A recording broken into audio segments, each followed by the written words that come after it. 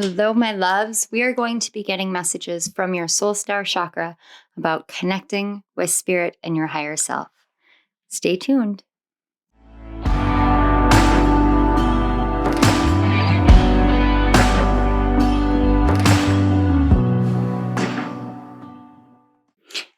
Hello, my loves.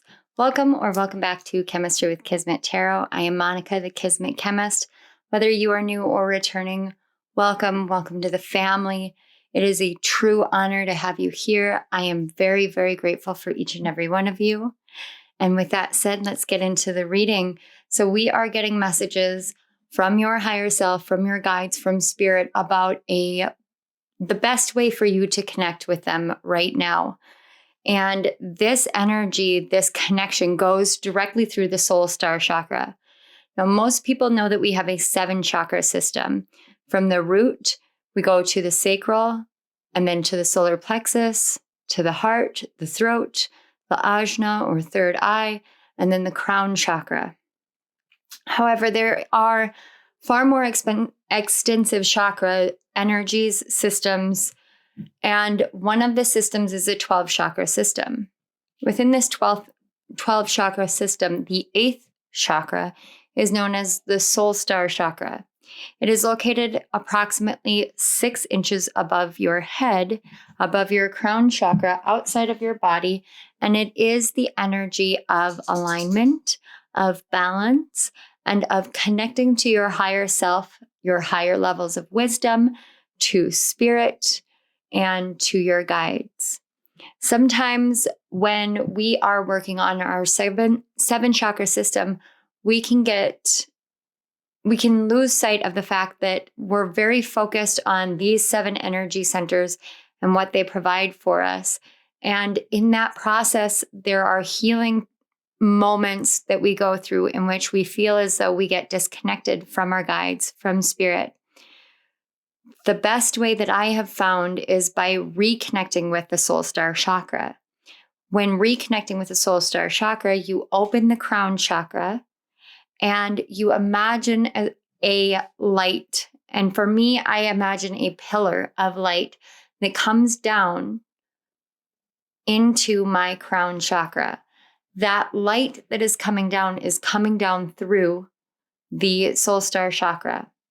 And when you can envision that, or essentially just feel it within your body, whether you have the gift of clairvoyance or not, or you are skilled with visualization or not, this is about how it feels as well. When you feel as though you are connected to that ki, that chi, the energy source, the ka, the reiki energy that we all work with, and we all have access to. That light, that is the universal life force energy. When you feel that connect to your crown chakra and down through your body, then you are 100% connected to your higher self. In these times, what we can do is we can sit down and ask for guidance, ask for clarity, ask for awareness. Today, we're going to be receiving messages from your soul star chakra, but we're also going to be looking through the lens of the best way to connect and what it is that is blocking the connection, if there is anything blocking the connection, or what has been recently cleared out so that you can have that clear channel of communication. So, with all that information kind of info dumped on you guys, which I apologize, but I wanted to keep the intro kind of short today. We do have 4 piles. Pile 1, we have this beautiful citrine cluster.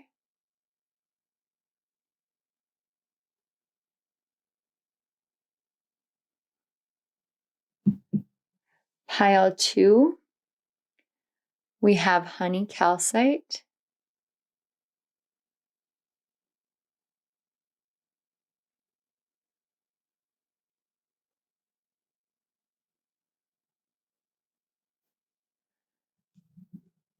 Pile 3, we have desert rose, which is also a form of selenite.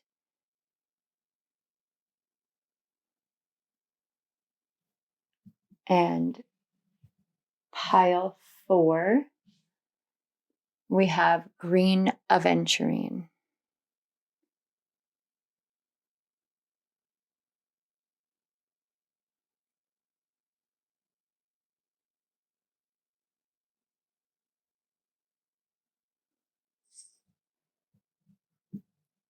All right, my loves, I will go ahead and give you guys some time with the crystals, with the cards, with your guides. If any of you are wondering how I open my crown chakra, one of the techniques that I learned in my Reiki courses is to envision a flower. You can envision a lotus flower if you would like. It doesn't have to be a lotus. It can be whatever flower you desire, whatever flower feels right to you. Some people associate certain flowers with that chakra, including the lotus flower. Sometimes it's roses, peonies, and lilies, I have heard. Tulips as well are coming through, but it is based off of what flowers speak to you the most. So really get into that energy and imagine the flower on your crown chakra. Essentially, you're imagining the flower on the top of your head. And as you imagine this flower, imagine it as a bud and allow for the bud to be hit with sunlight. Imagine a beam of sunlight now coming and hitting that bud on top of your head. Now imagine the flower blossoming, blooming, coming forth, opening up, and you can see all the petals as they pop out and as they spread out, and you can see the pistils in the middle and the little dusting. And it's almost as though you can hear the buzzing of the bees that are ready to come and pollinate. Now imagine that light that flows so smoothly into it, and how that light connects down to your forehead, through your throat and your neck, into your chest, down through your abdomen. And imagine as though it is the flower and it is growing roots directly from the bottom of your feet. And that light, that sunlight that is coming in, that is opening the flower and allowing for the roots to go deeper and deeper into the ground. This is from your soul star chakra. Imagine the sun in the sky as your soul star chakra. This is one of those beautiful visualization techniques that can be used to both ground yourself, but also to open your chakra systems, connecting them all and connecting to your higher self. So as you sit and have these energy centers open with a clear channel being formed, imagine a bubble of white light surrounding your mind and your body, going outward until you feel as though you are energetically safe and protected within this bubble. Okay, now I'm going to turn on some music and let you connect with the crystals, the cards. Perhaps it's the numbers on the timestamp. Allow yourself to be led to where you're meant to be, guided by your higher self and your intuition. And I will see you at your piles.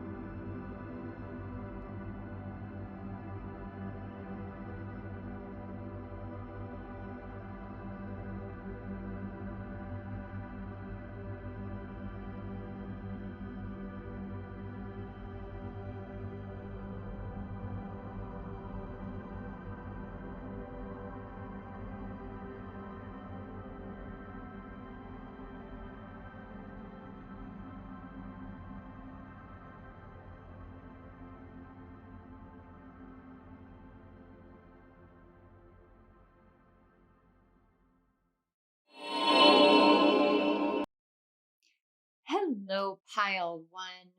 So we're going to cleanse your energy here. All right. All right, pile one. So you chose the first card, which is regret. I know that I cannot change the past, as well as this beautiful citrine cluster here. So before we get into the messages, I want to let you know these cards right here are about what needs clearing so that you can connect with your higher self, your spirit guide, spirit. This is going to talk about how to connect, and then we're going to get a message from your soul star chakra at the very end. So we're going to move these off to the side. Okay, so the original, or the primary energy that we're working with is the energy of regret. And it says, I know that I cannot change the past. Now, when we're working with regret, as you guys can see on the card itself, we are working with both the root chakra as well as the sacral chakra. Move that up so you guys can see the color scheme a little bit better.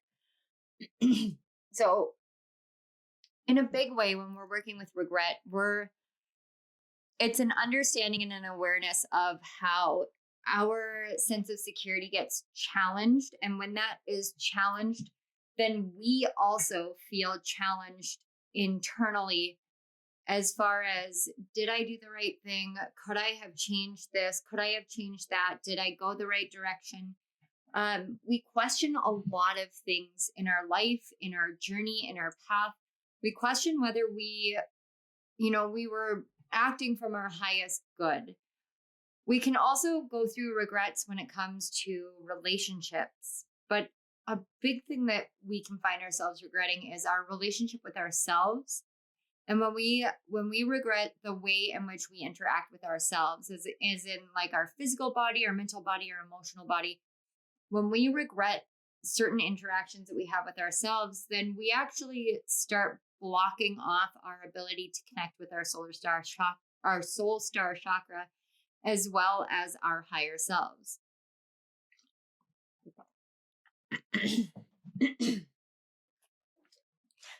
Okay, pile one. So let's get a look at a little bit more here. And you guys had the most oracle cards that came out for what needs clearing.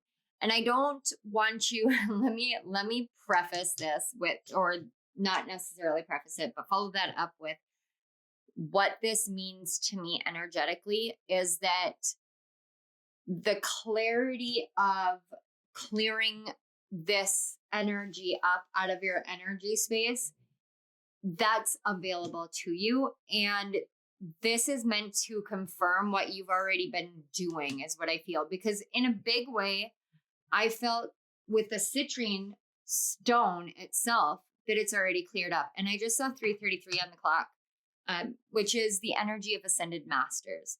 So this may be energy that is helping you understand your role as a master of your own existence and of your own life. In a big way, when we are looking at the past, we're being asked to look through the lens of love rather than regret.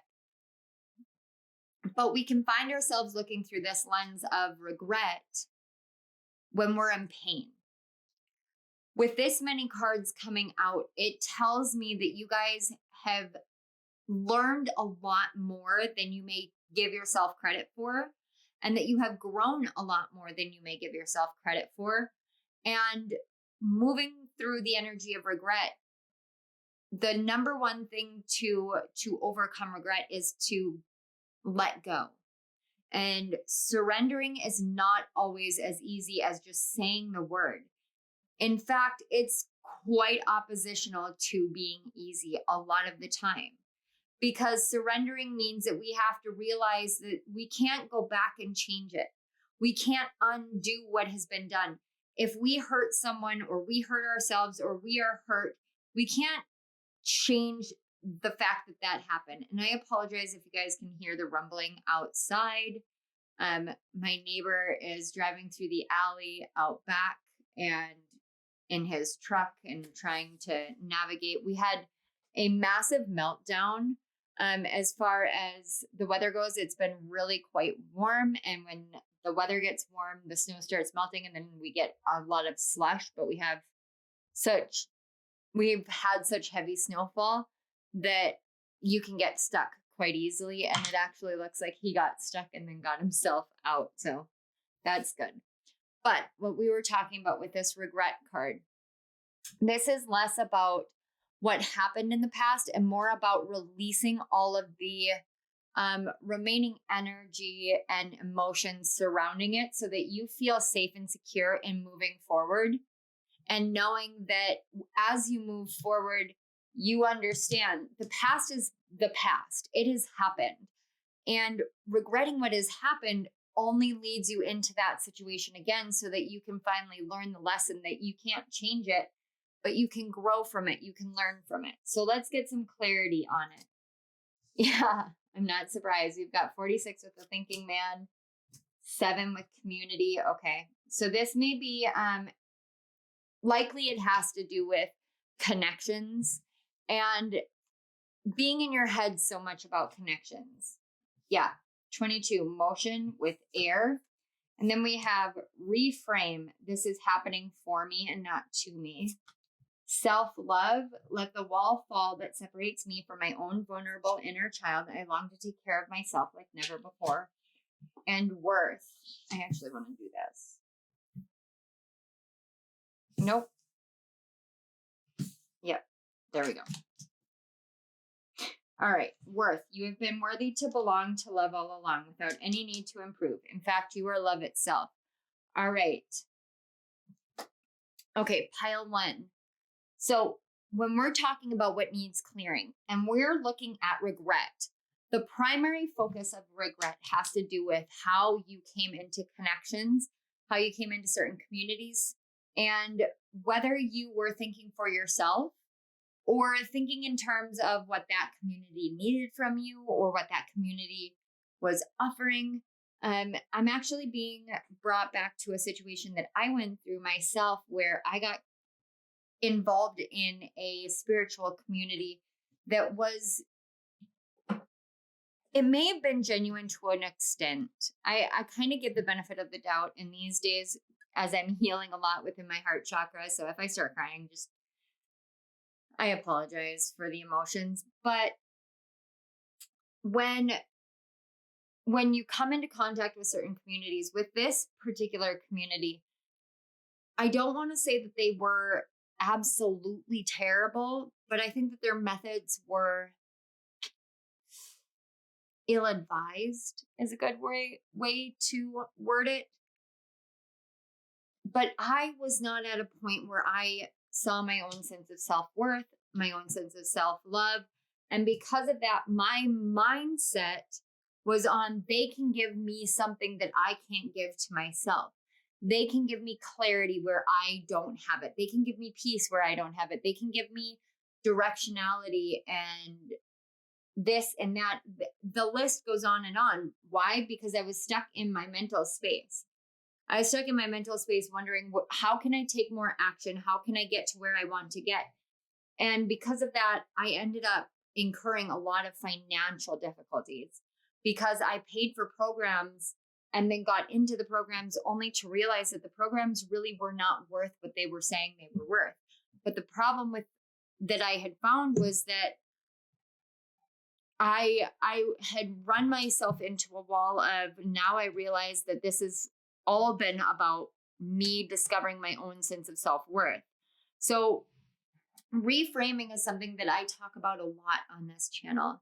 It's about taking the mindset of something and reframing it into something healthy. And if you guys can hear me like gulping away, I got myself a cup of coffee here. It helps keep me grounded, but it also, it's really great because I did like a really heavy duty workout. I'm doing 2 days, 3 times a week. So yeah, anyway, with this reframe energy here, we are working with your mentality. We've got air and the thinking man. It's about reframing how you perceive yourself, what you think that you have. the past does not have to be something that it doesn't have to be something that we're meant to regret.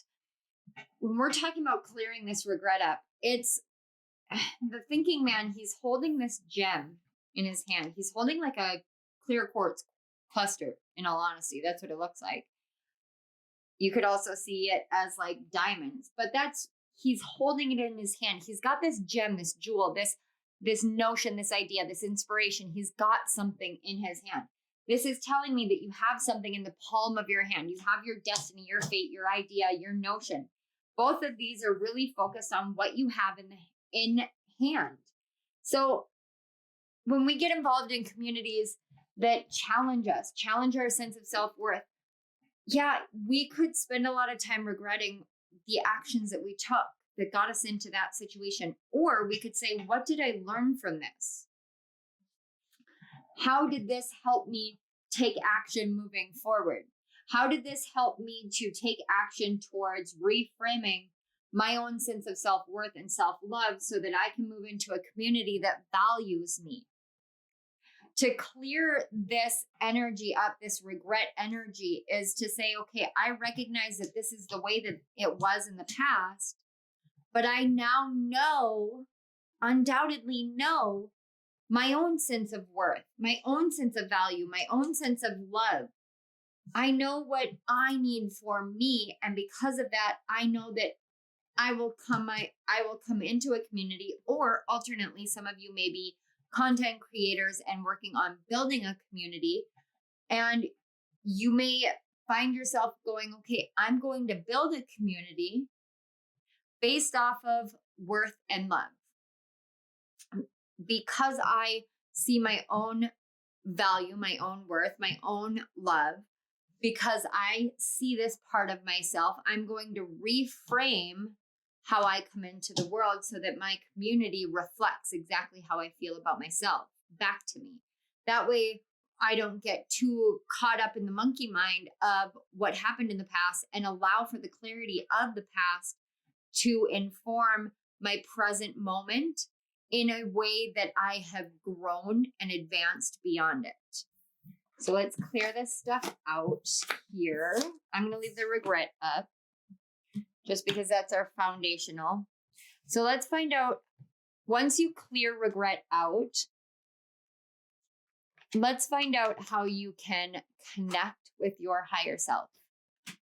So we have contentment, and I just saw it like overlapping. So it's like, as regret gets wiped out, contentment comes in, and it says you can learn to rest in what you already have and already are.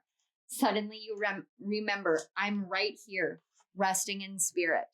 Okay, so this talks again about, looking at the past, thinking on the past, evaluating the past. You can learn to rest and let that past energy rest, and knowing that you are truly worthy enough moving forward, that you are worthy enough because you have found spirit within yourself. And whatever the situation is, would you have gotten to this point if you hadn't gone through that? And that's something that I found hard to look at in the beginning of my journey too. Like, I would constantly berate myself mentally. Like, why did I do this? How could I have been so blind? How could I have been so XYZ? Like, I was really hard on myself. I was genuinely hard on myself.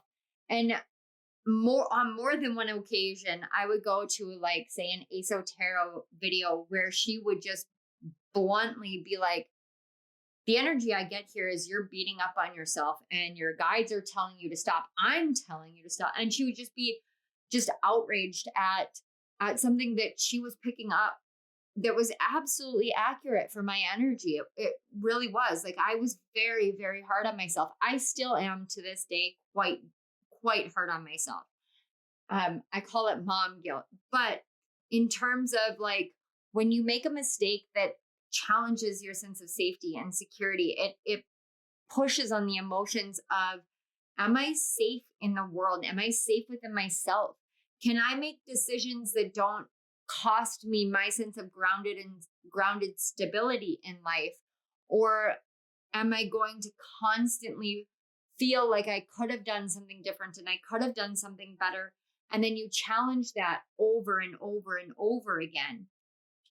That's the energy of regret. But when you say, okay, this is what I did, and moving forward, I recognize that this is what I did. So I'm going to let this lie. I'm going to let this rest.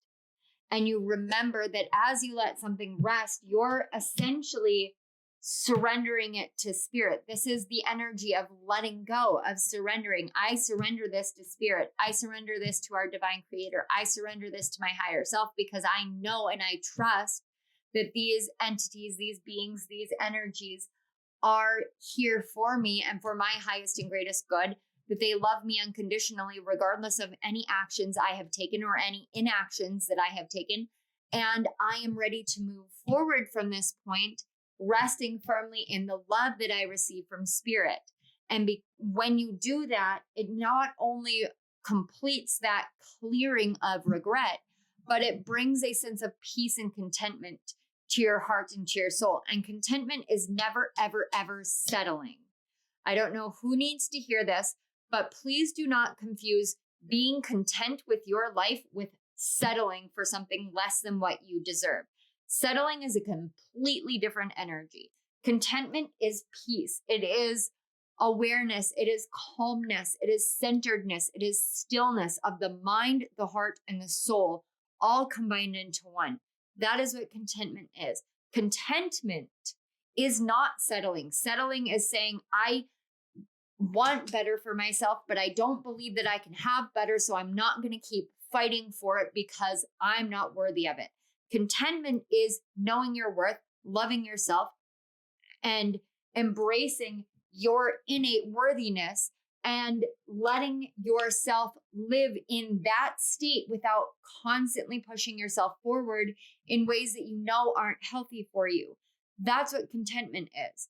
Contentment is surrendering the things that you can't change from the past to spirit. Settling is defeatist. Contentment is peace.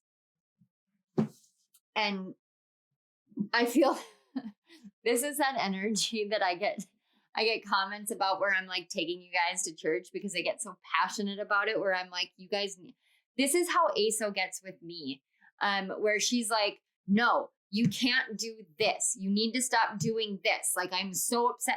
It's her taking me to church. It's her preaching towards me about what my own sense of worth is, because she can feel it within the energy. And sometimes we can feel attacked in those moments. And I feel like I need to explain this to you guys. I'm never here to try and make you guys feel uncomfortable about the things that you're feeling. Your feelings, your emotions are 100% valid.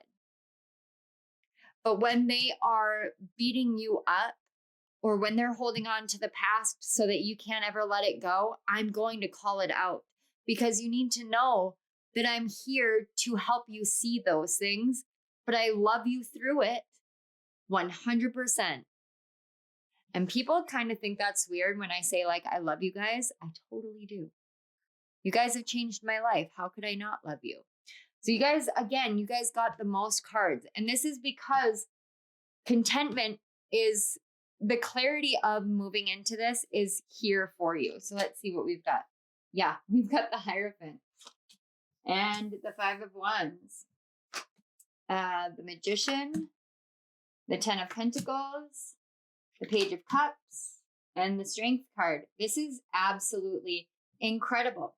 The only competition you have is with yourself.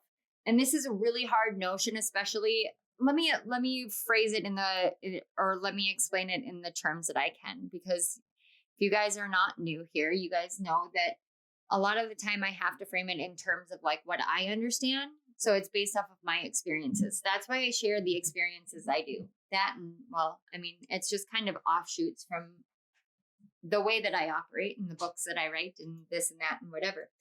But there is a framework within you right now of competition.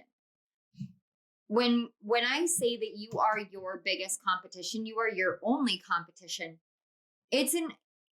there's a big energy of understanding how it plays out. So for instance, if you're a content creator and you're watching all these other content creators and you have a sense of insecurity, inner sense of self, I'm hearing trigger warning, 3, 2, 1, self-loathing, or just insecurities, low self-worth, low self-esteem, low self-value.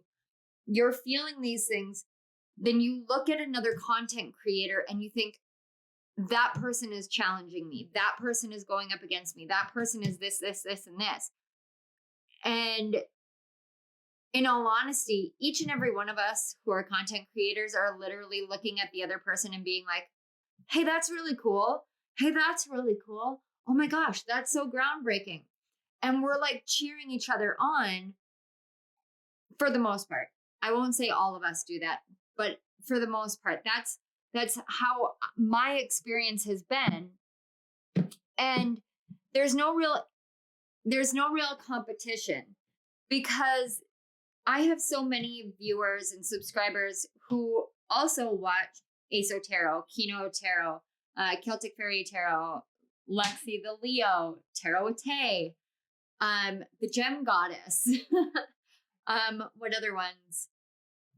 Rosology, Ember Moon Tarot, Lunar Refresh Tarot, Spiritualistic, Venusian Soul Tarot.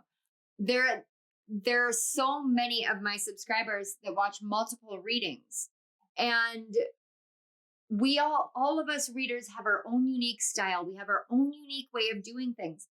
But sometimes when we're staring at the analytics and we're watching as these other channels grow and we're not growing at that same rate. And guys, I'm literally speaking from my own personal example here. We can feel like our framework is inaccurate because we have to be in competition with all of these people. But the truth is, and this is something that I have recently let go and healed, is that the foundational center point that you're meant to be focused on is that you're your only competition. Only you. What they are doing is they're helping teach you, train you.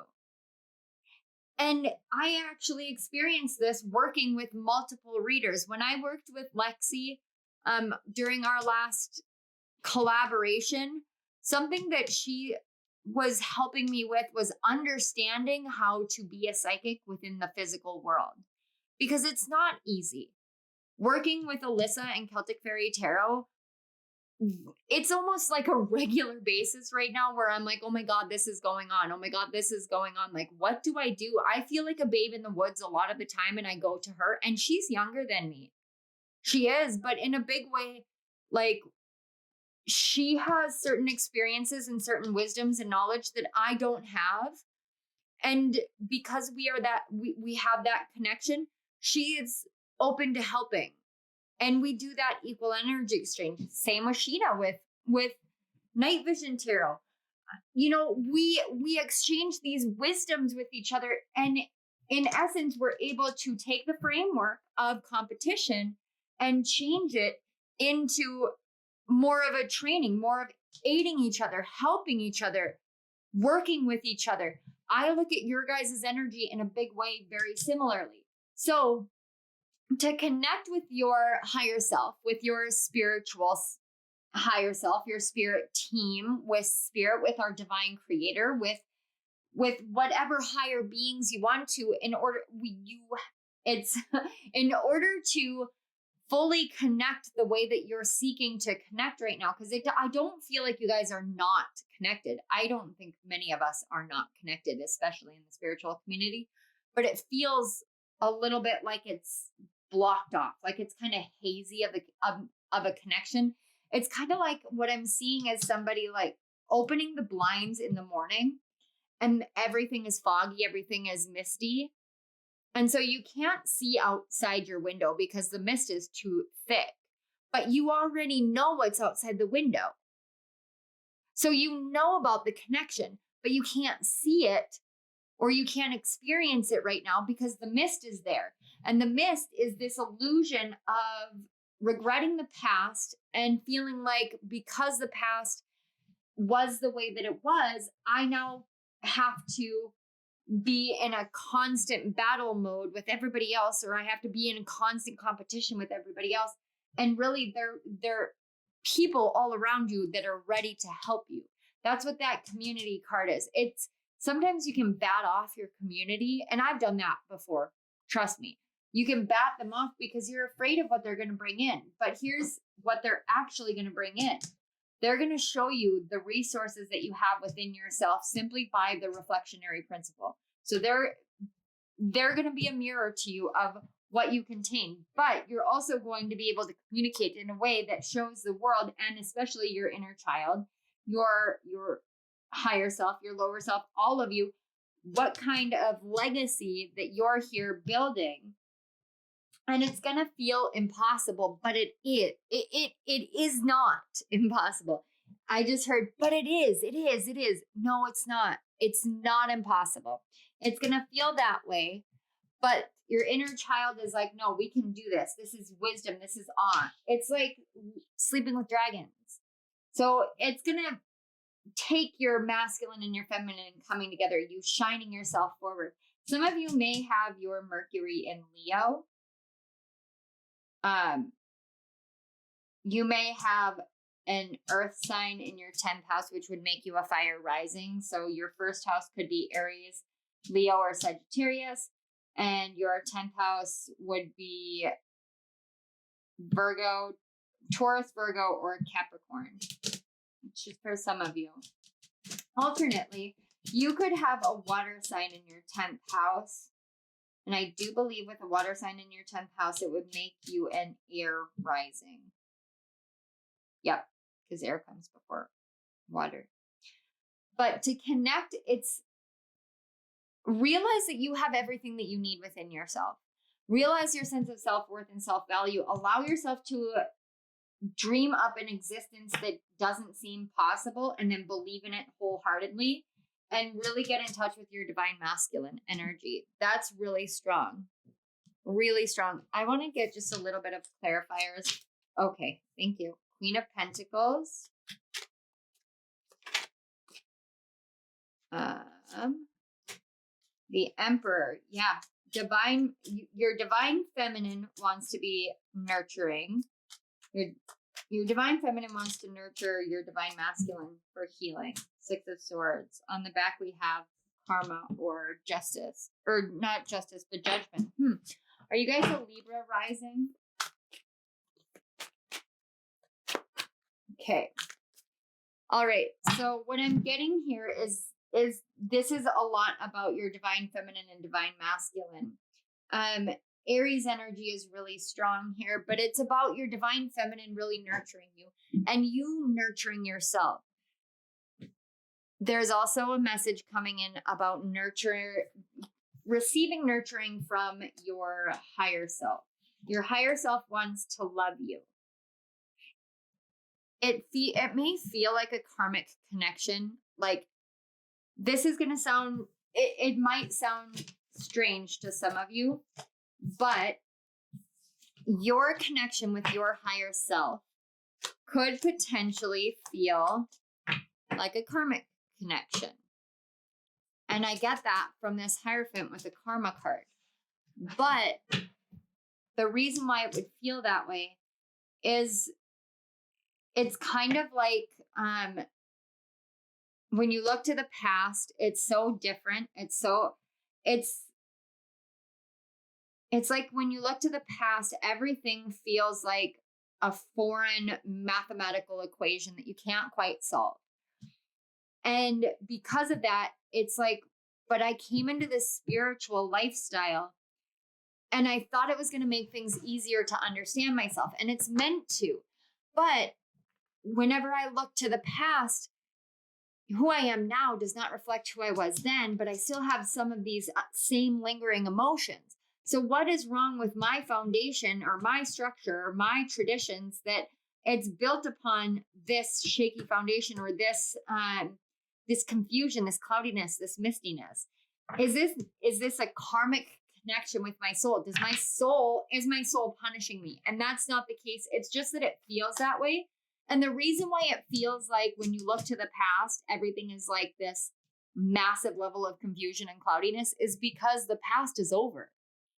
And you have evolved and transformed and transmuted so much from that time frame that it genuinely doesn't exist anymore. It's like having a timeline crumble. It doesn't exist anymore. Whoa, that was cool. Okay, let's get a final message that you need to know.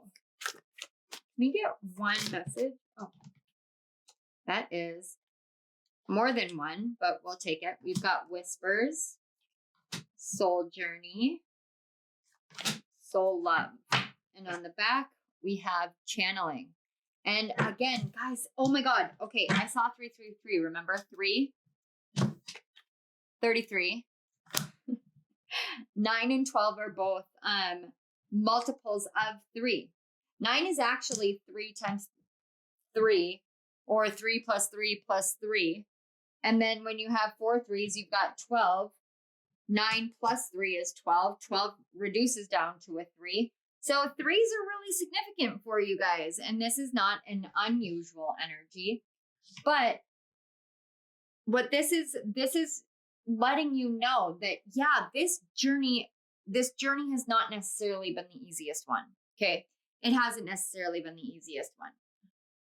Especially with a soul journey card. That's like all the clouds and fogginess.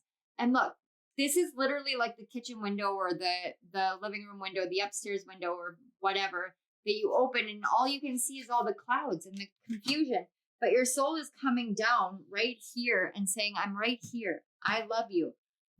And your soul is letting you know that you channel in whispers. When you want to connect, when you need to hear from your soul, step into a quiet space, internally, externally, step into quiet space, because your soul is whispering such loving words for you. So your soul star chakra, really, this message from your soul star chakra is letting you know that you channel the most silent voices, the quietest energies. You are able to bring forth an awareness into this world about how subtle love is on this journey. And so in the mist, when you can't see, in the mist, you can hear the whispers of your soul. Amazing. And it literally turned 33 minutes on the clock when I finished that. And that was literally the end of the channel, of the channeling. That was incredible.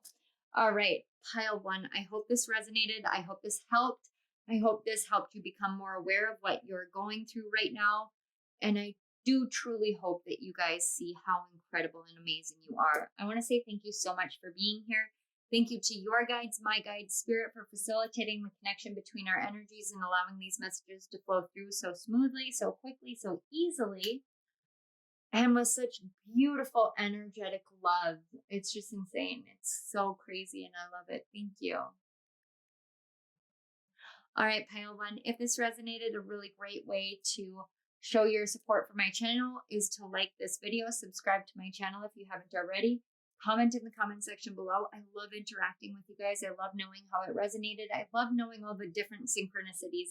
It really does just like light me up inside and out. So I would love to hear back from you guys. If there's anything that I have no idea where that's going. I was just like staring at the soul journey card. Anyway, all right.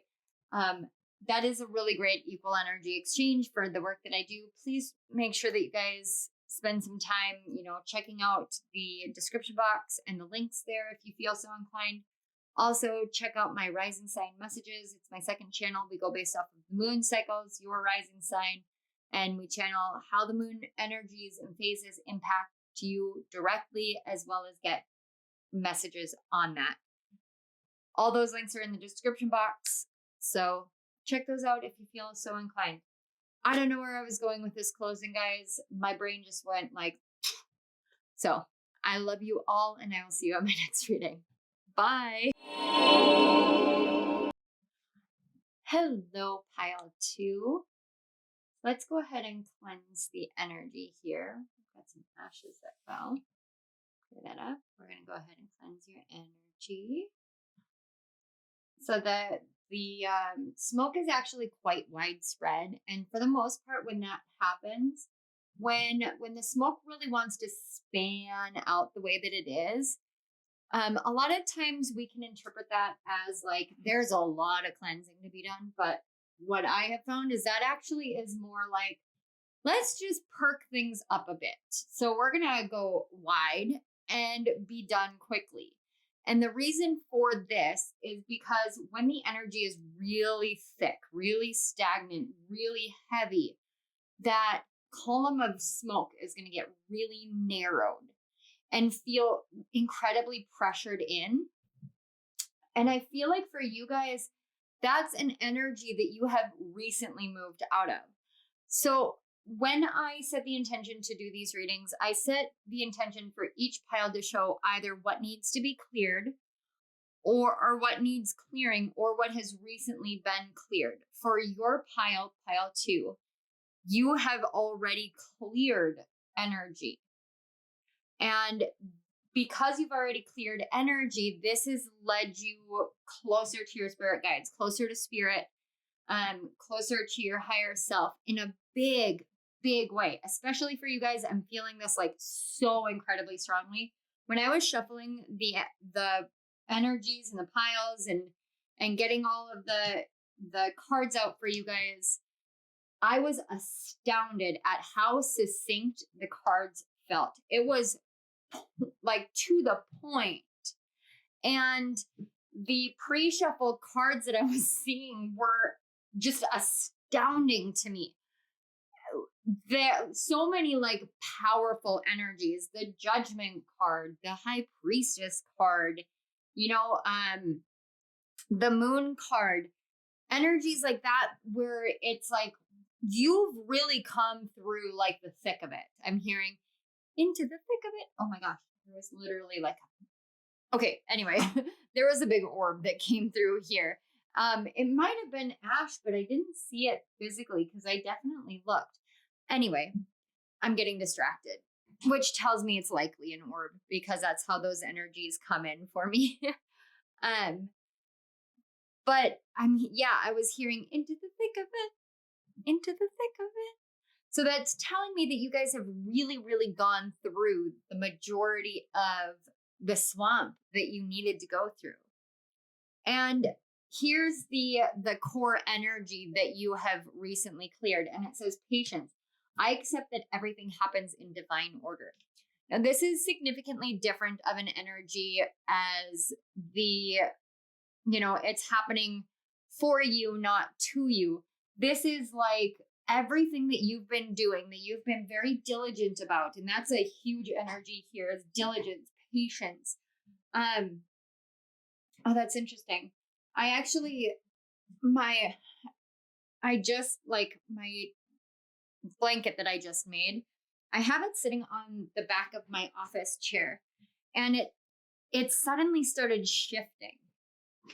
And I was like, okay, so this is an energy of it will be completed when it's complete. So this blanket, I actually worked on it on and off over the course of a year and a half. That's how long I was working on this blanket.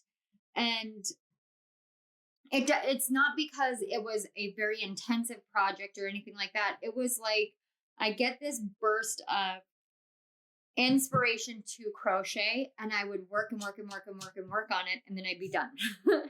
And it's not that like I would be done with the blanket itself. I would be done with whatever inspirational burst I had, and I would have some sort of clarity surrounding my creative projects or surrounding my work projects or my author stuff. And I'd put the crocheting away and I'd go and do the things that I was gaining clarity and inspiration on. Because that's how I use crocheting. I use it as a meditative experience. So as it stands right now, I have been crocheting every single day for quite a while. because I have found myself back in a state of needing to really get more in touch with my creative meditations. That takes time. As I have been working on this blanket, I wrote several books, as in like at least 7 books wrote and published. I started this channel. I started my second channel, Rising Sign Messages. I met a bunch of content creators and collaborated with them. I was very, very patient about the growth patterns of everything going on in my life, understanding that right now my growth pattern is slower than other people's, and that's okay. That's okay, because everything happens in divine order. And this is something that you guys have recently cleared out, that impatient, go, go, go, go, go, push, push, push, kind of Aries, fiery Mars energy of like, it has to be done exactly whatever. You know, that kind of like, I'm not saying that towards you guys. I'm definitely saying that towards like the Mars Aries energy combination for sure. So you guys might have Mars in Aries in your natal chart. Alternately, you could have Mars in the first house in your natal chart.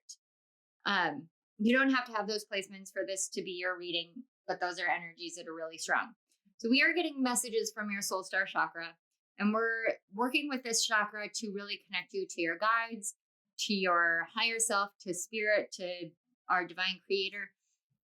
And so each of these piles signifies something different. This one is about this patience energy that's recently been cleared, and just getting a little bit more information and guidance and awareness and energies and messages that you may need at this time, or just confirmations to help you continue moving on your path. This pile right here, which I'm going to move off to the side now, is how to connect with your higher self moving forward. And then we'll close it off with a message from your soul about what you need to know right now, or just a message that you may need. So with this patience card, we also have, I love it, energetic clearing. During crises, the Holy One herself may be emptying you of fear and attachments, preparing you to receive her luminous plan. And then we have 52 with Goddess of the Moon. I love this. You guys could be, I was gonna say reflectors, but then I heard manifesting. This is not an actual design type, but you might be a manifesting projector, as in like you're a projector in tropical and a manifesting generator in sidereal, or vice versa. If you study human design, it's this energy of, if I use this style, I am this. If I use this style, I am that. And so I choose whether I want to don the projector energy, or if I want to wear the manifesting generator energy. And I got to tell you guys, I am that way. And that's why I recognize the energy so well, is because I'm a projector in tropical, but in sidereal, I am a pure manifesting generator. And it's very interesting to see the two different energy systems and how they work, but how they also complement each other. And when you can work with both sides, it's like the book, Eastern Body, Western Mind. That's kind of the way that I look at using tropical and sidereal in terms of human design. But I got that with Goddess of the Moon, which is really weird, because I would have said reflectors, because reflectors, their strategy is to wait an entire lunar cycle. But it's kind of like it's like with this Goddess of the Moon, because you've done this energetic clearing, and you've learned that everything is in its own time. You guys probably operate with a boomerang effect all the time. And I will explain that in just a minute. But with this Goddess of the Moon, it's like you use the moon cycles in particular to manifest. So in certain moon cycles, whether it's the new moon, the waxing, the waning, oh my gosh, this is so cool. Okay, You guys could be the liminal moon phase people. This is so cool. So like I literally got like the disseminating moon and the balsamic moon and how you utilize those moon phases. And that's so freaking cool because while I do like rising sign messages, so I work with the 4 primary moon phases collectively, personally, because I'm born with a secondary moon phase. I'm between moon phases, between the primary moon phases. So that's like the waxing and waning crescent moons, the balsamic moon, things like that. The gibbous moons. When you work with those energies, you're working with the subtle realms, the liminal spaces, the in-between, the barely tapped into resources of the cosmos. And that fascinates me because that's what I always try to do, is bring forth astrology that is the rarely tapped into energies. It's like working with the out of bounds planets. When you work with the out of bounds planets and the out of bounds energies and the ways that they speak to you, you're working with things that are so subtle that sometimes people don't realize how powerful they are. And I'm getting that with just these 3 cards, is that you're learning how to work with very subtle energies. So even if you don't resonate with like the secondary moon phases, because I did get kind of an energy of like, I don't even know what you're talking about. I got the balsamic moon energy so incredibly strongly. So some of you may be, this is really weird because, okay, so in my fridge at pretty much at all times, because this is my favorite food, I have a big Tupperware dish filled with balsamic vinaigrette, basil, cucumbers. I used to do cucumbers and tomatoes, but then I stopped doing that and it's just focused on cucumbers. And for that, it's like grounding my heart space into my Earth Star chakra is kind of the intention that I set with this food. But it also helps with money mindsets and keeping your energy in a level of abundance while you're working through things. It's actually this right here, because this is actually a silhouette of a person, is kind of how that cucumbers and balsamic works. And I was literally seeing that. So that might be something that some of you want to work with, is like working with foods and how they correlate to certain energies and how they can help clear certain energies moving forward. That's really cool, you guys. Just your energy is so different. It's so different and I love it. So this is talking about how, things have been cut away, have fallen away, and you have learned through your own intuition how to just be like, okay, this is what needs to happen. Okay, this is where we're at. Okay, this is where we're going. I love that wholeheartedly. But when we're talking about working with the balsamic moon phase, we are talking about working with the reflecting energy. And that would be why reflectors is coming through. So the reflection energy within the balsamic moon is the balsamic moon phase will always, always, always be in the sign of the prior energy season. So it'll be in the sign, like if we are coming out of Aquarius season, it will be Capricorn, or no, it'll be Aquarius right before we shift seasons, shift energies. The moon phase that we'll be in. Okay, let me explain this better. The sun is going to, so we're in Aquarius season right now. The sun is going to go into Pisces.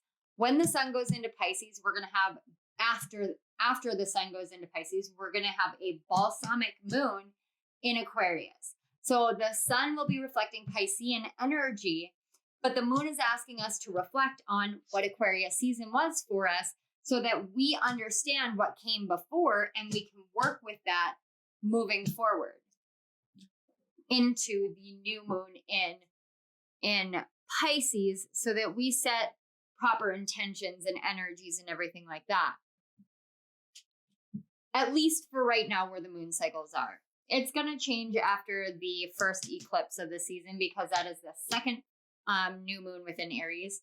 But as it stands right now, that's how that balsamic moon is working. So let's take a look at your final.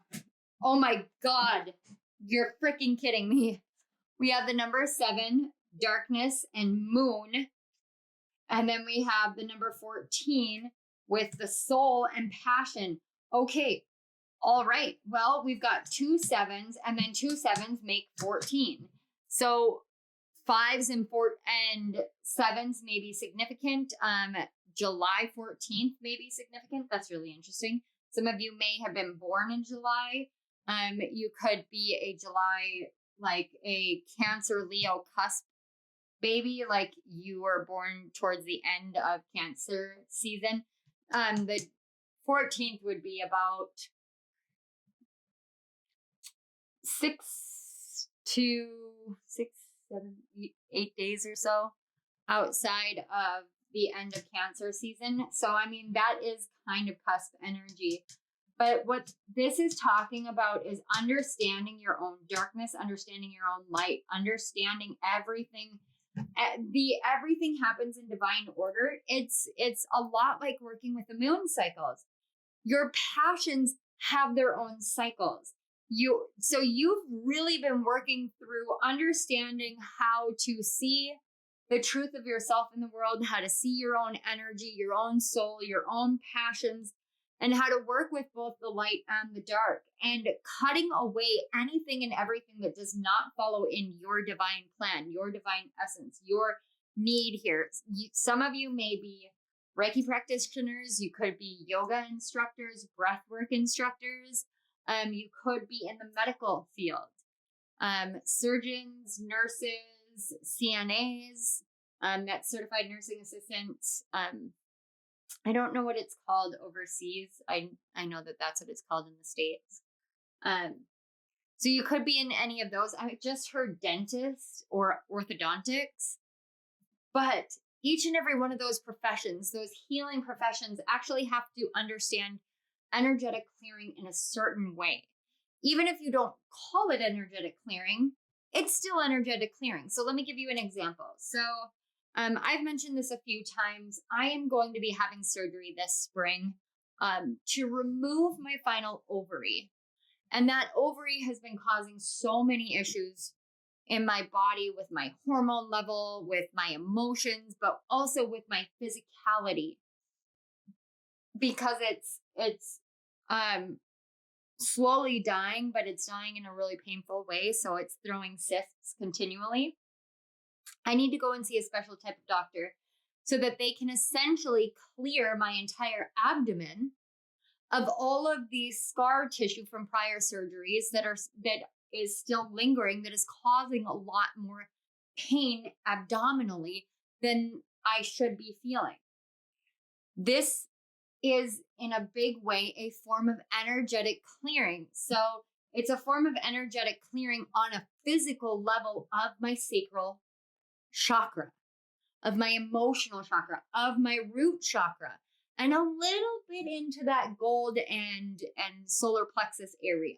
Not completely up into the solar, but definitely into the gold area because of how high up into my abdomen they have to go.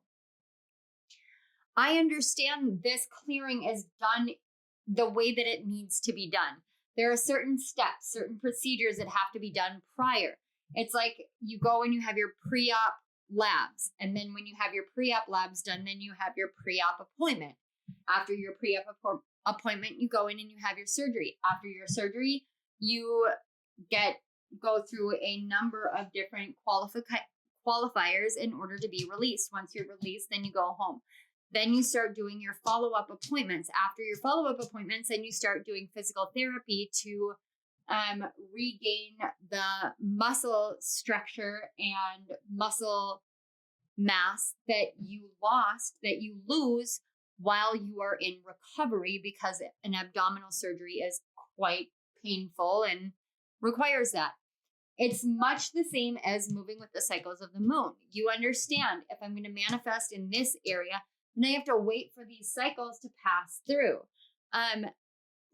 Going back to Capricorn season this year, one of the messages that came through with the first quarter moon in Aries was set the intention of the emotionality that you want to experience for the entirety of your 2023-2024 zodiac year, because we have this hyper powerful energy working with Aries energy this year, and the Aries new moons this year, as well as the Aries eclipse this year. Like, it's super powerful. So work with this moon phase ahead of time, but understand that there's a patience and diligence that has to be worked through. So whatever it is that you want to feel next year, experience it now and set the intention for yourself to experience that in the future, but know that it has an order to it. We still have to get through Aquarius season. We still have to get through Pisces season before we get to the new moon phases in Aries. And then it has to unravel from that point forward. So working with the phases of the moon, it's not just every month working with the new moon, first quarter, full moon, third quarter. It's not even just the liminal. It's all the phases of the moon, and working with them to bring your soul's passion into existence, into the physical form, into everything in the world. So the clearing that you have recently done that has really, really hyper amplified your connection with your higher self has been to be patient with the way that the cycles work, and how the cycles of the moon or the cosmos or the cycles of your body, anything like that, really impact your emotionality, the passionate emotions you have.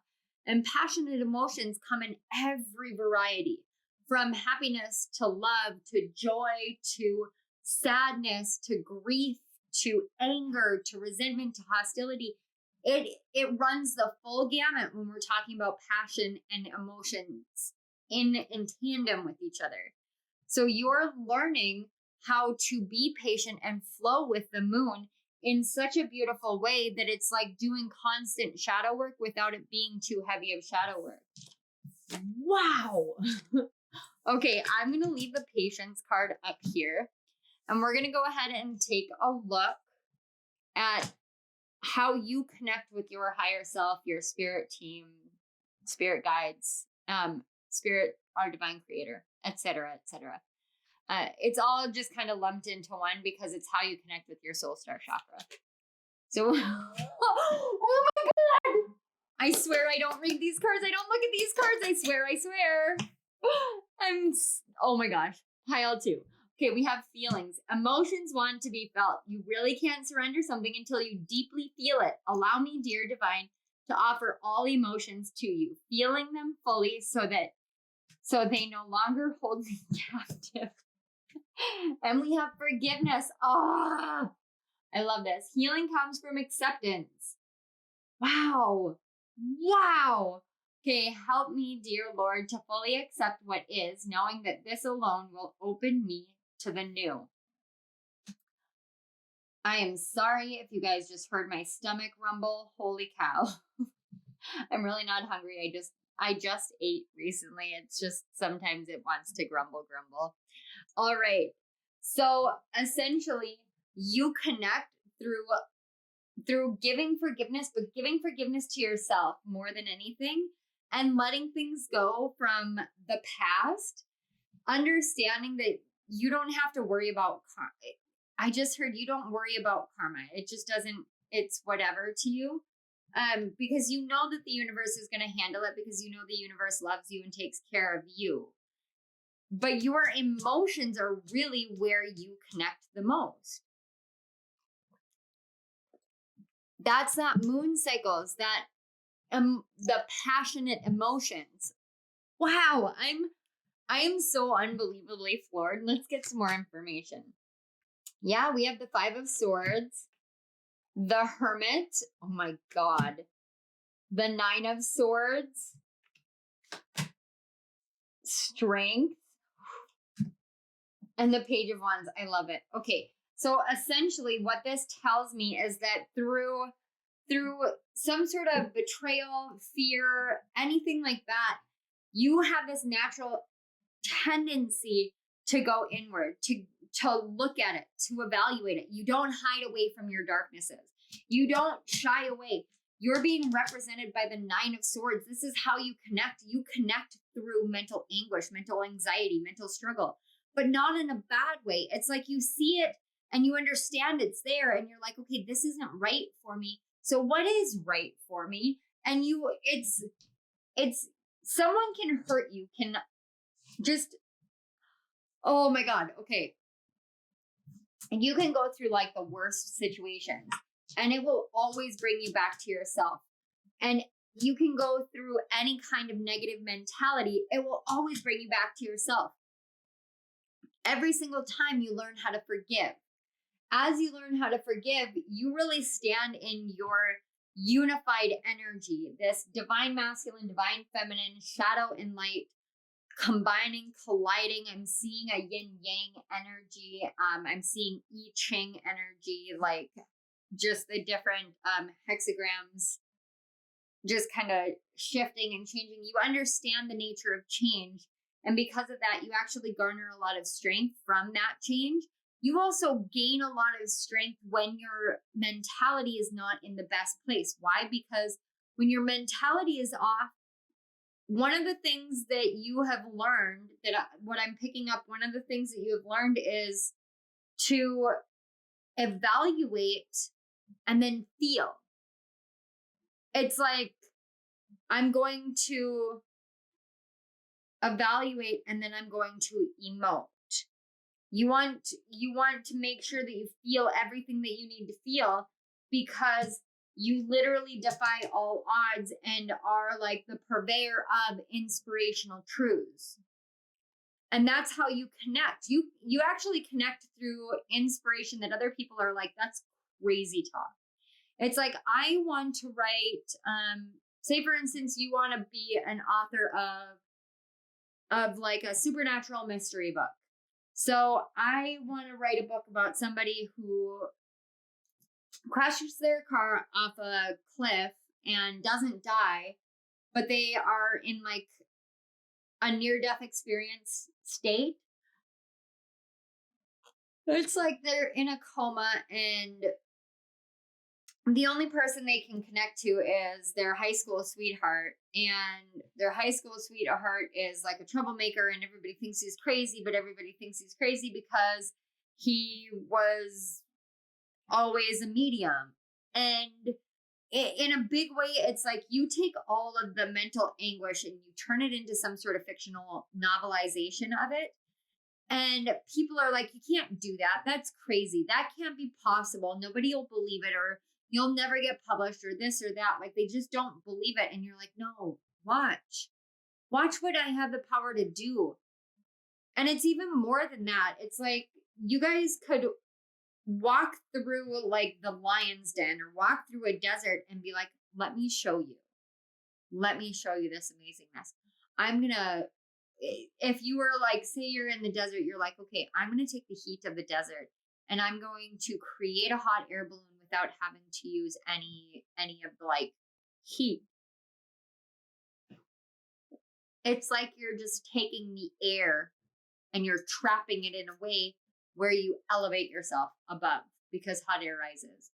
And you just naturally do these things and people are like, that's crazy. You can't do that. And you guys defy odds.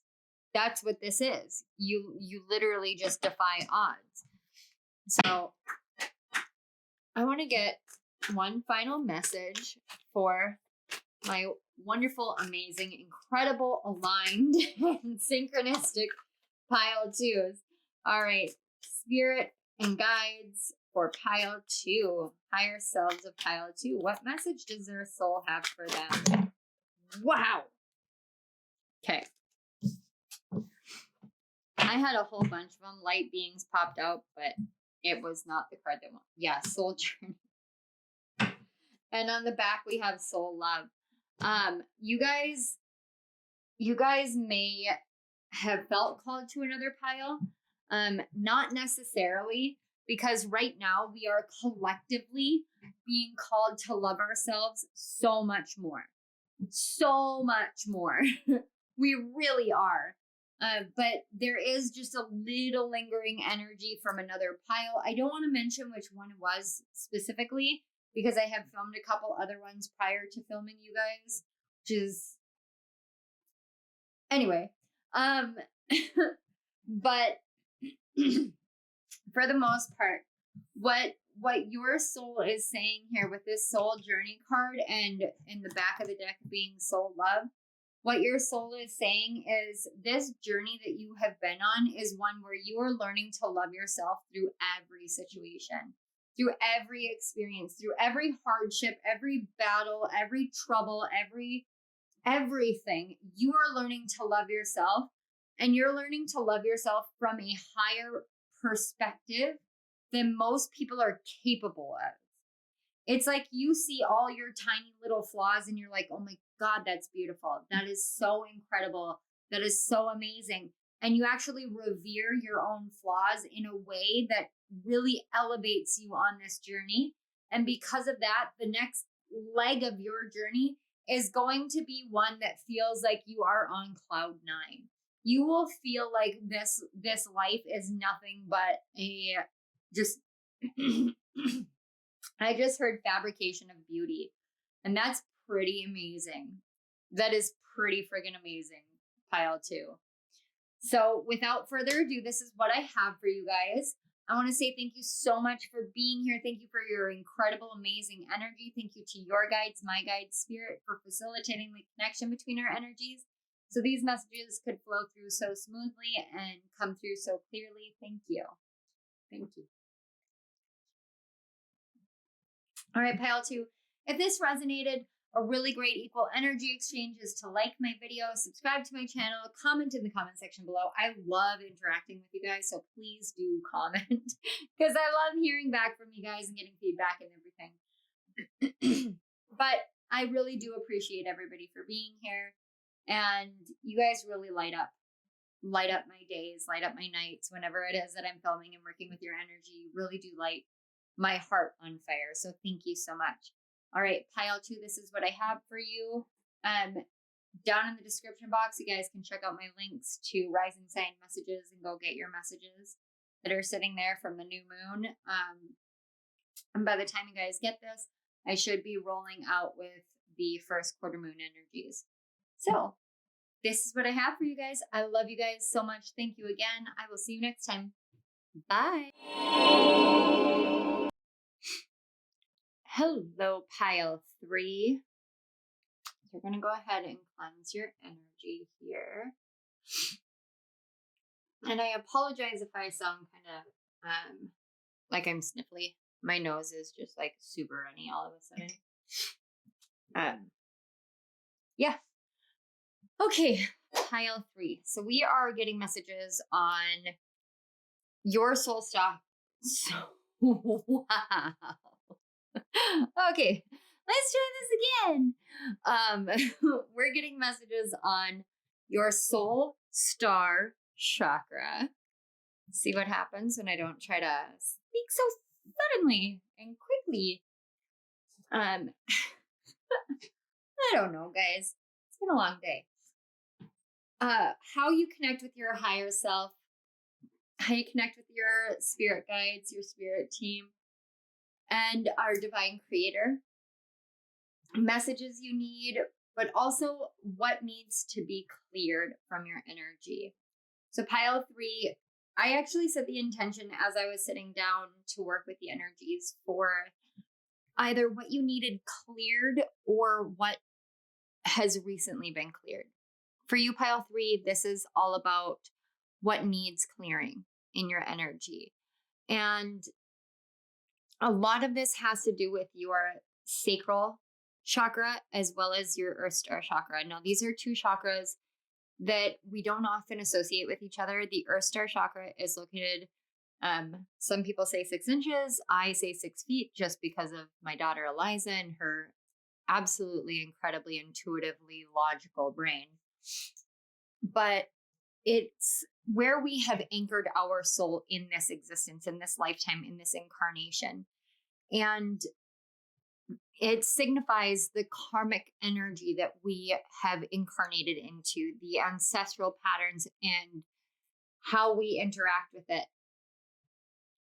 When our when our emotional body, which is our sacral chakra, our water energy, is flooded essentially with the energy of grief, we can lose sight of just about everything in life. So this grief card says, I understand that losing something is an opportunity to appreciate it. These two piles, this is going to explain a little bit more about this grief energy, and this is about how you can connect with your guides and your higher self. I do have these teeny tiny witch tarots out just in case we want to get clarifiers. But pile 3, with the grief card, grief is an emotion I am intricately familiar with. It is an intimately familiar, intricate and intimate emotion to me, because I love so deeply that when a loss happens, it just kind of floods you. It floods you with emotions, memories, awareness, but also possibilities that have been dashed. And that's a really hard energy to move yourself through, and to not feel guilty for feeling the way that you do. When you are moving through the energy of grief, it's like, Spirit, can you help me? I just feel like crying for you guys and hugging you guys so much.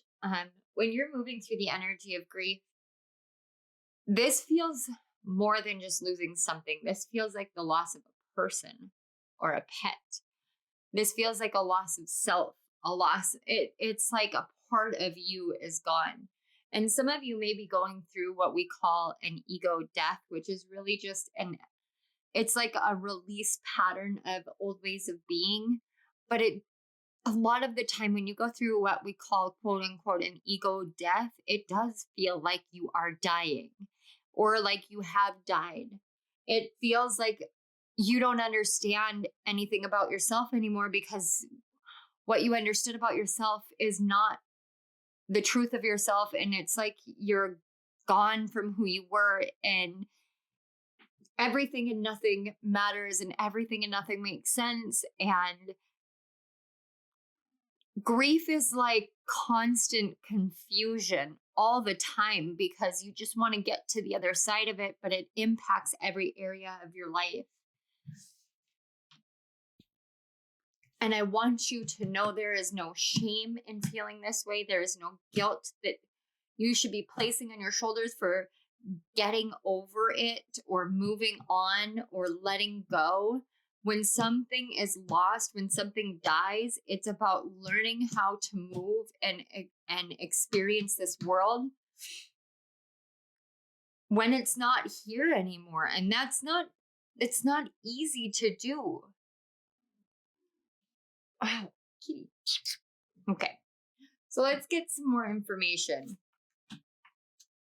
Yeah. We have sacrifice. Sometimes surrender is painful. God's cutting away all that needs to go. Illusions, obsessions, addictions. It's a sacrifice to love. Wow. Karma. There's nothing from a past life that can't be addressed in the current life. We have woman holding a coin.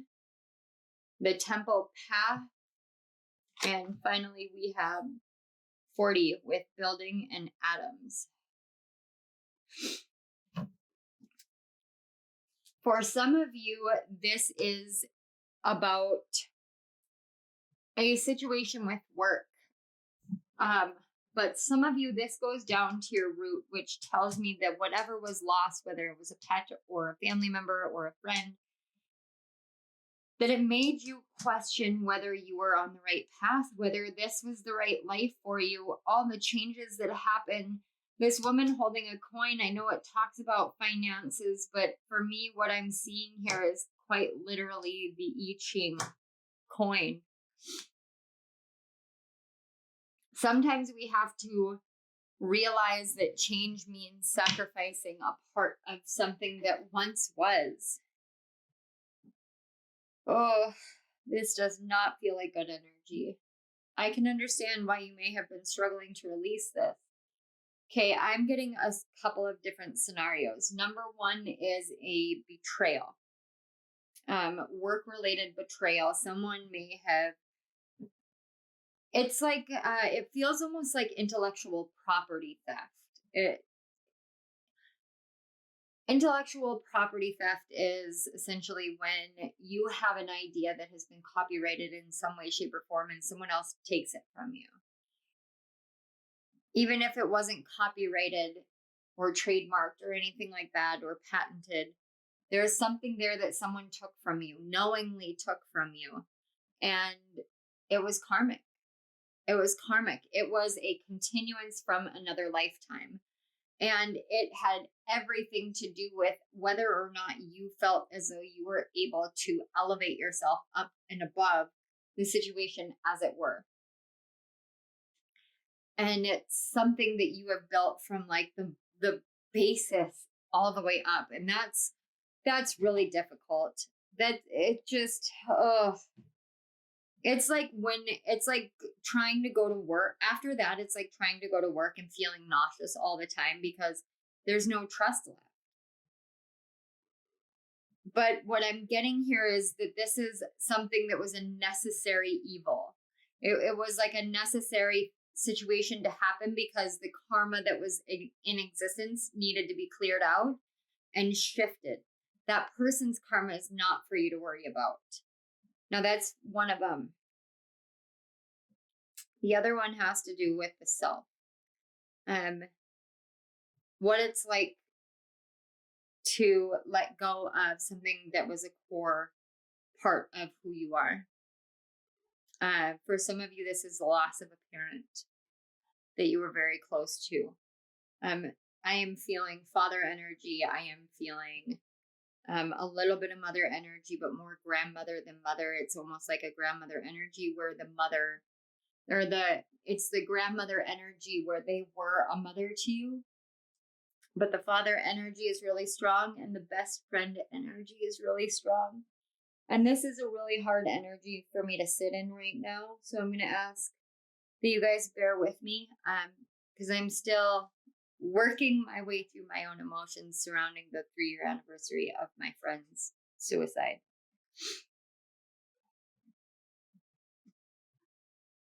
When we go through a loss like this, it goes all the way to our root, all the way to our foundations, all the way to the pieces and the building blocks of who we are and what we have built for ourselves in our lives. And it feels like karma is smacking you down because this person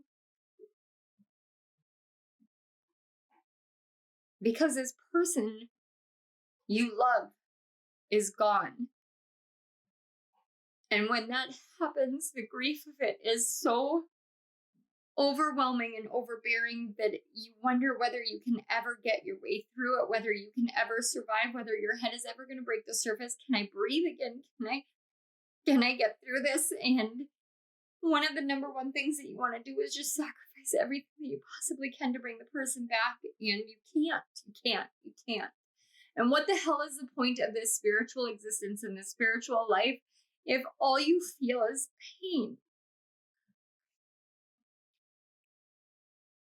And whoever it is that you lost does not want you to feel this anymore.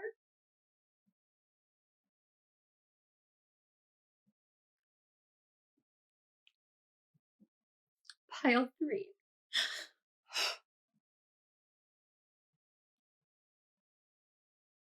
I am someone who says all the time that I know what grief looks like. I know what loss is. I have experienced more loss in my life than I have experienced good things. I have dealt with death in every facet, in every way, shape, and form, from metaphorical to very, very literal. I know what this energy feels like. And I know how hard it is to come through it. And this is what is trying to be cleared out, because when you are in this depth of sadness and grief, it becomes too easy to hurt yourself in a way where you just decide, I don't believe in my truths anymore.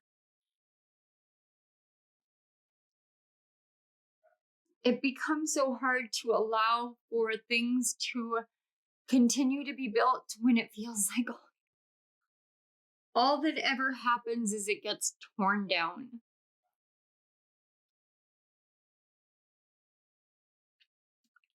Pile 3, I want you to know definitively that you don't have to sacrifice love to get your way out of this. You don't have to sacrifice your emotions, and you do not have to sacrifice your empathy to get out of this energy. This is not a karmic punishment. This is a karmic release, and a karmic release, it hurts. It hurts to the core of everything. And it hurts because it's bringing you into a new phase of abundance, and that does not help right now, and it won't. It's not going to. It won't. Not right now, but it will in the future. It's like being stuck in this darkness, and all you want to do is turn the lights on, and all you want to do, it's being stuck in a sandstorm, and all you want to do is just cleanse yourself from it, to come out of it, to see clearly, to get out of the desert. And there's no end to the desert, but there is an end to it. There is an end. Everything changes. Change is constant. Change is constant. You can build a life based off of this wisdom. The path that you took to walk down that led you into loving this deeply, it was not the wrong path. Grief shows you the depth of love that you had for a person or a thing or a place.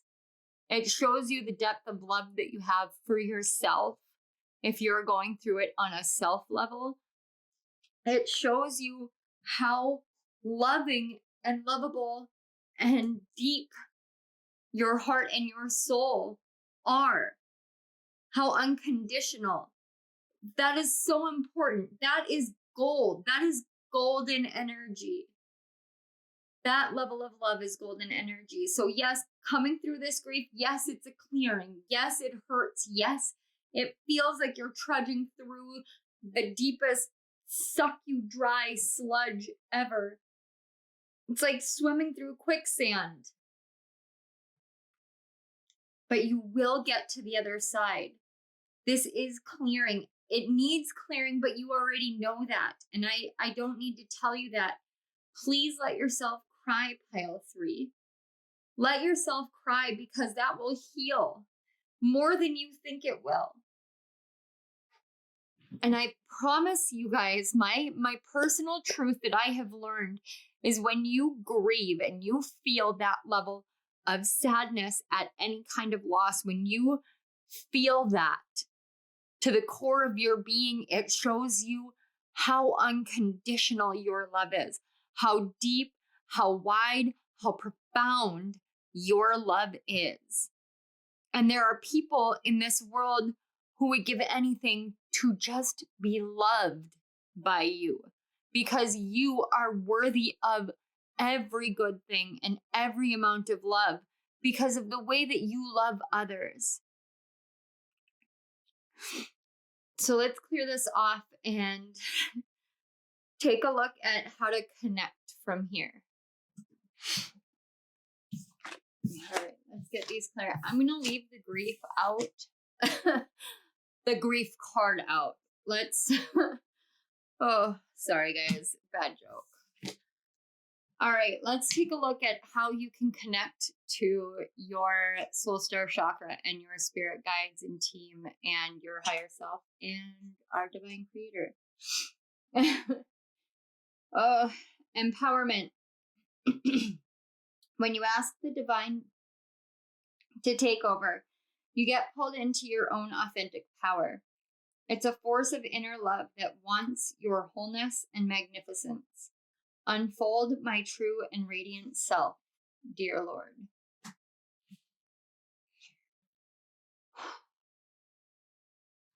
The empowerment is essentially what we were just saying about the way that you love and the depth of your love and how worthy you are of love because of how you love, and how that amount of love really does show you, or that amount of grief really does show you the depth and magnitude of which you love. And love is the most powerful force. So if you think about the way that you love, there is nothing and no one that can ever stand in the way of you and your life, your dreams, your hopes, your wishes, your goals, you and your higher self, you and your path in this life, you and your soul's journey. No one can stand in the way of that, because you literally know how deep love really goes. You guys have got to be my soul family, because I always say no one gets this energy. No one gets this. How this feels, how this works. No one gets it. But if you're here and you intuitively chose pile 3, then you get it, which means you have to be my soul family, because when you love like this, it hurts. It hurts. It hurts to love. It hurts to not love. But every level of loss, no matter what it is, it could be the loss of like someone's respect, or you have lost respect for someone. No matter what it is, that level of loss, any kind of loss, it just hits you in the core of your being, in the heart, in the soul. It hurts so much. People don't understand that when they don't love like this. More than anything, even though this card says grief, the truth is that what you're clearing is your view on love and how you love. Page of Wands. The World card. The 9 of Pentacles. Temperance. And the 2 of Cups. God. Pile 3, you guys are putting me through my paces right now. How you connect as you end this cycle of beating yourself up, of feeling unworthy, feeling like you don't have anything that you can do beyond just feel the worst, most painful, unimaginable pains. It's letting that chapter close, letting the chapter close of feeling like you have to battle. Like, this is literally what I was seeing with the quicksand and the swamp and the energy. Like, it's literally like you're stuck in this dust cloud, but you don't have to be in that.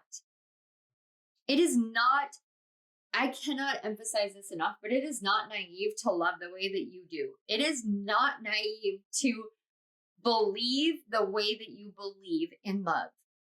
That is beautiful. It is brilliant. It is inspirational. It is inspiring. It is amazing. It is what this world needs. You are what this world needs.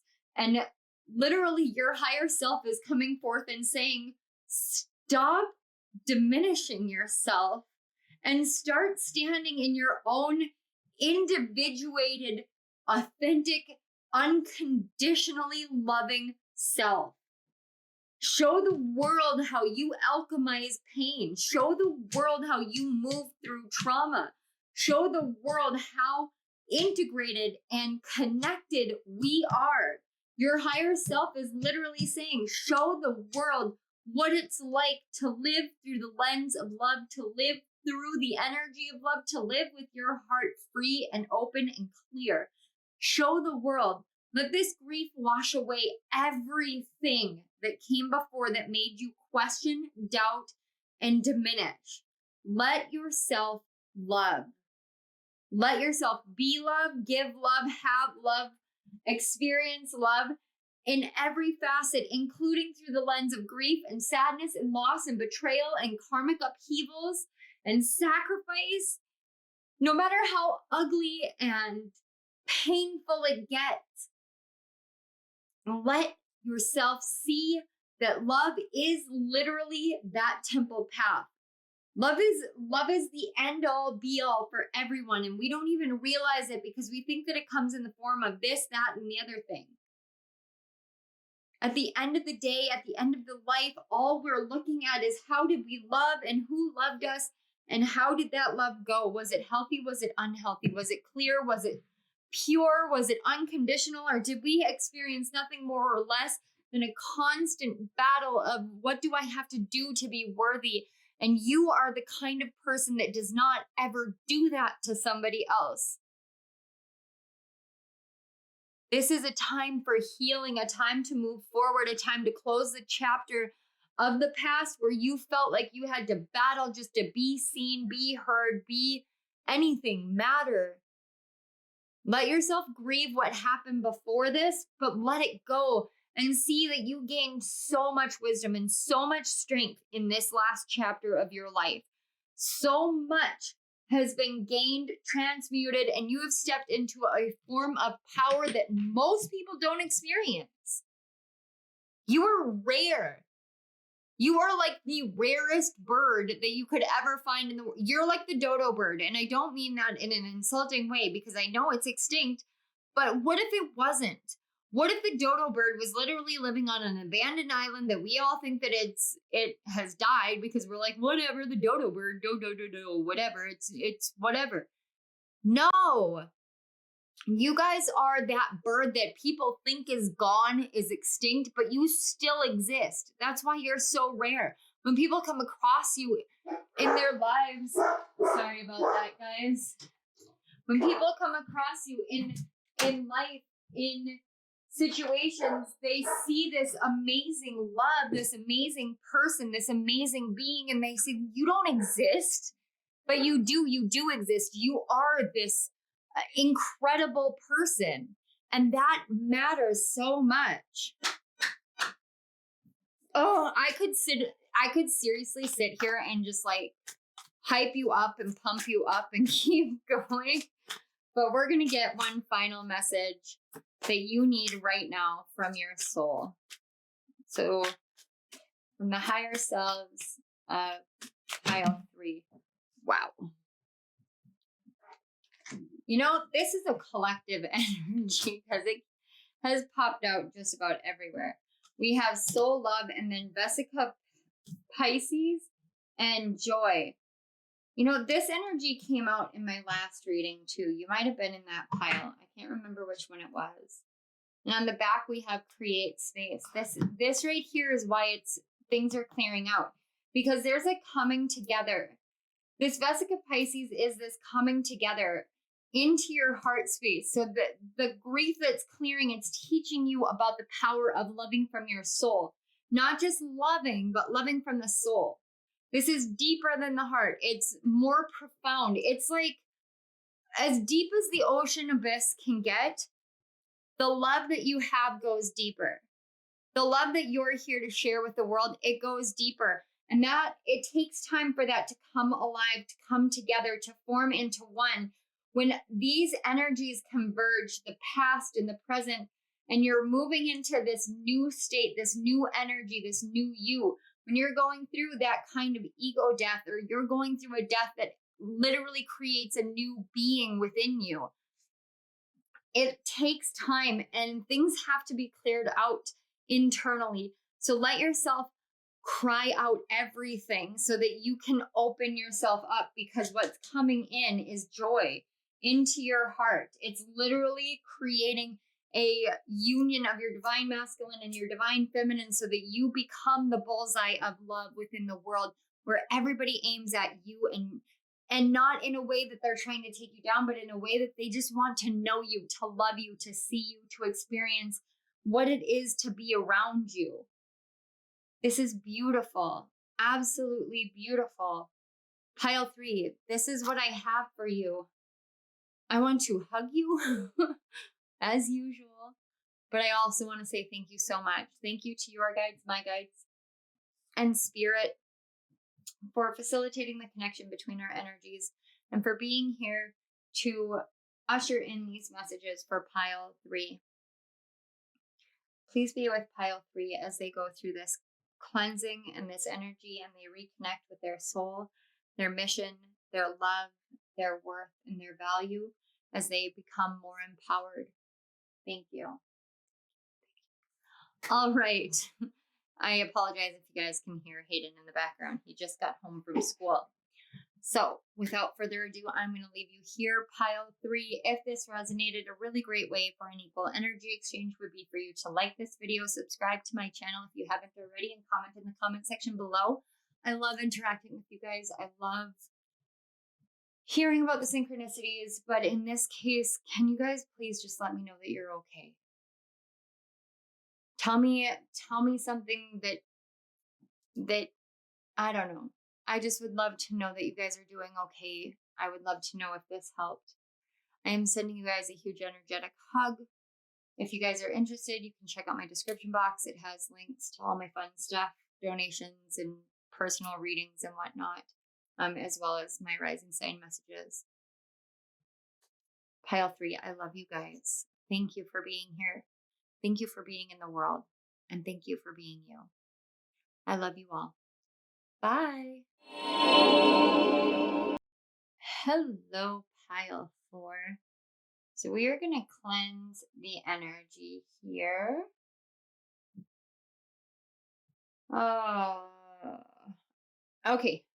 We're not even going to I'm hearing pussyfoot around. I love that terminology because inside of me is a 12-year-old boy who thinks it's funny. So we're not going to pussyfoot around at all. As in, we're not going to tiptoe around this. Essentially, what I got when I was doing the smoke cleanse with the Palo Santo is you saw the writing on the wall on something. So we are talking about your soul star chakra and what it takes to connect to your higher self, your spirit guides, to divine creator, spirit. And the pile you chose was this green aventurine and the word judgment. And it says, I understand that everyone has their own unique path and challenges.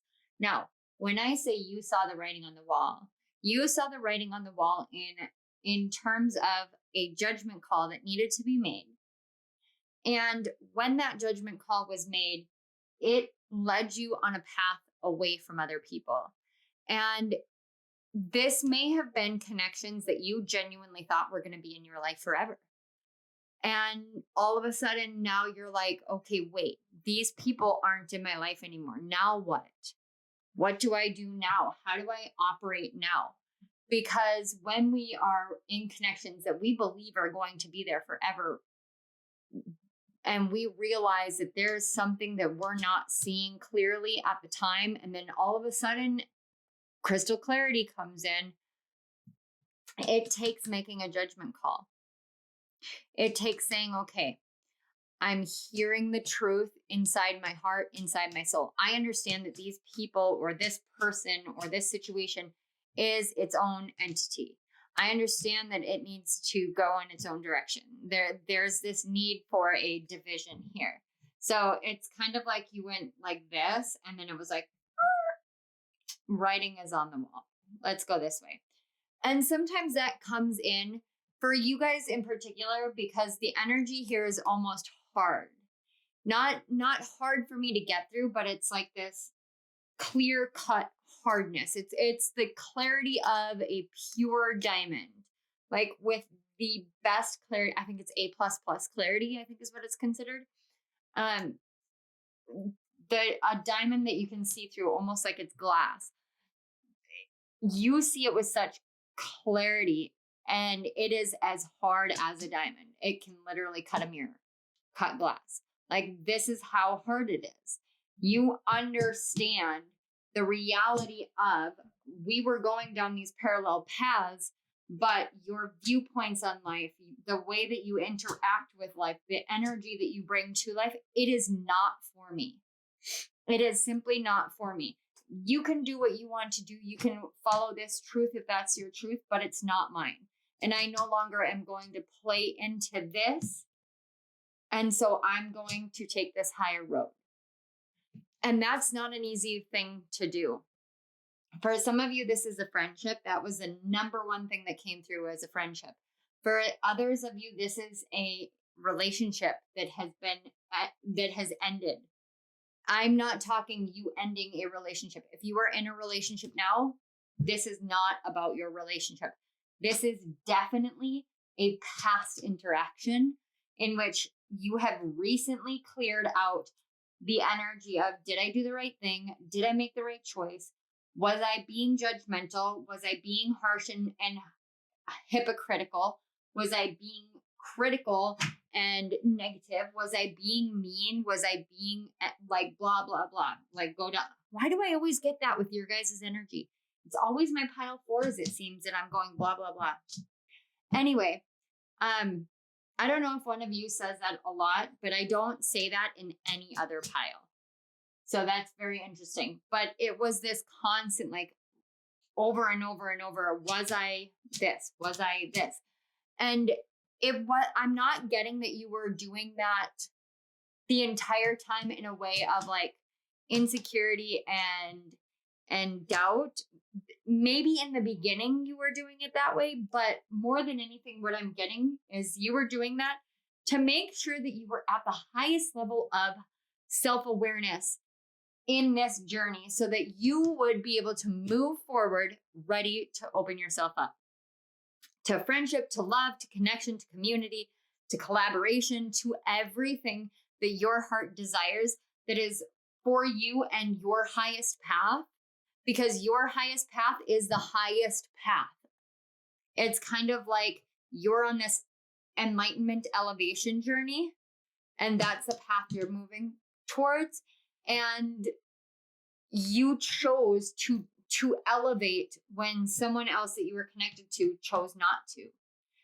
That's not an easy thing to do. That division, it's not an easy thing to do.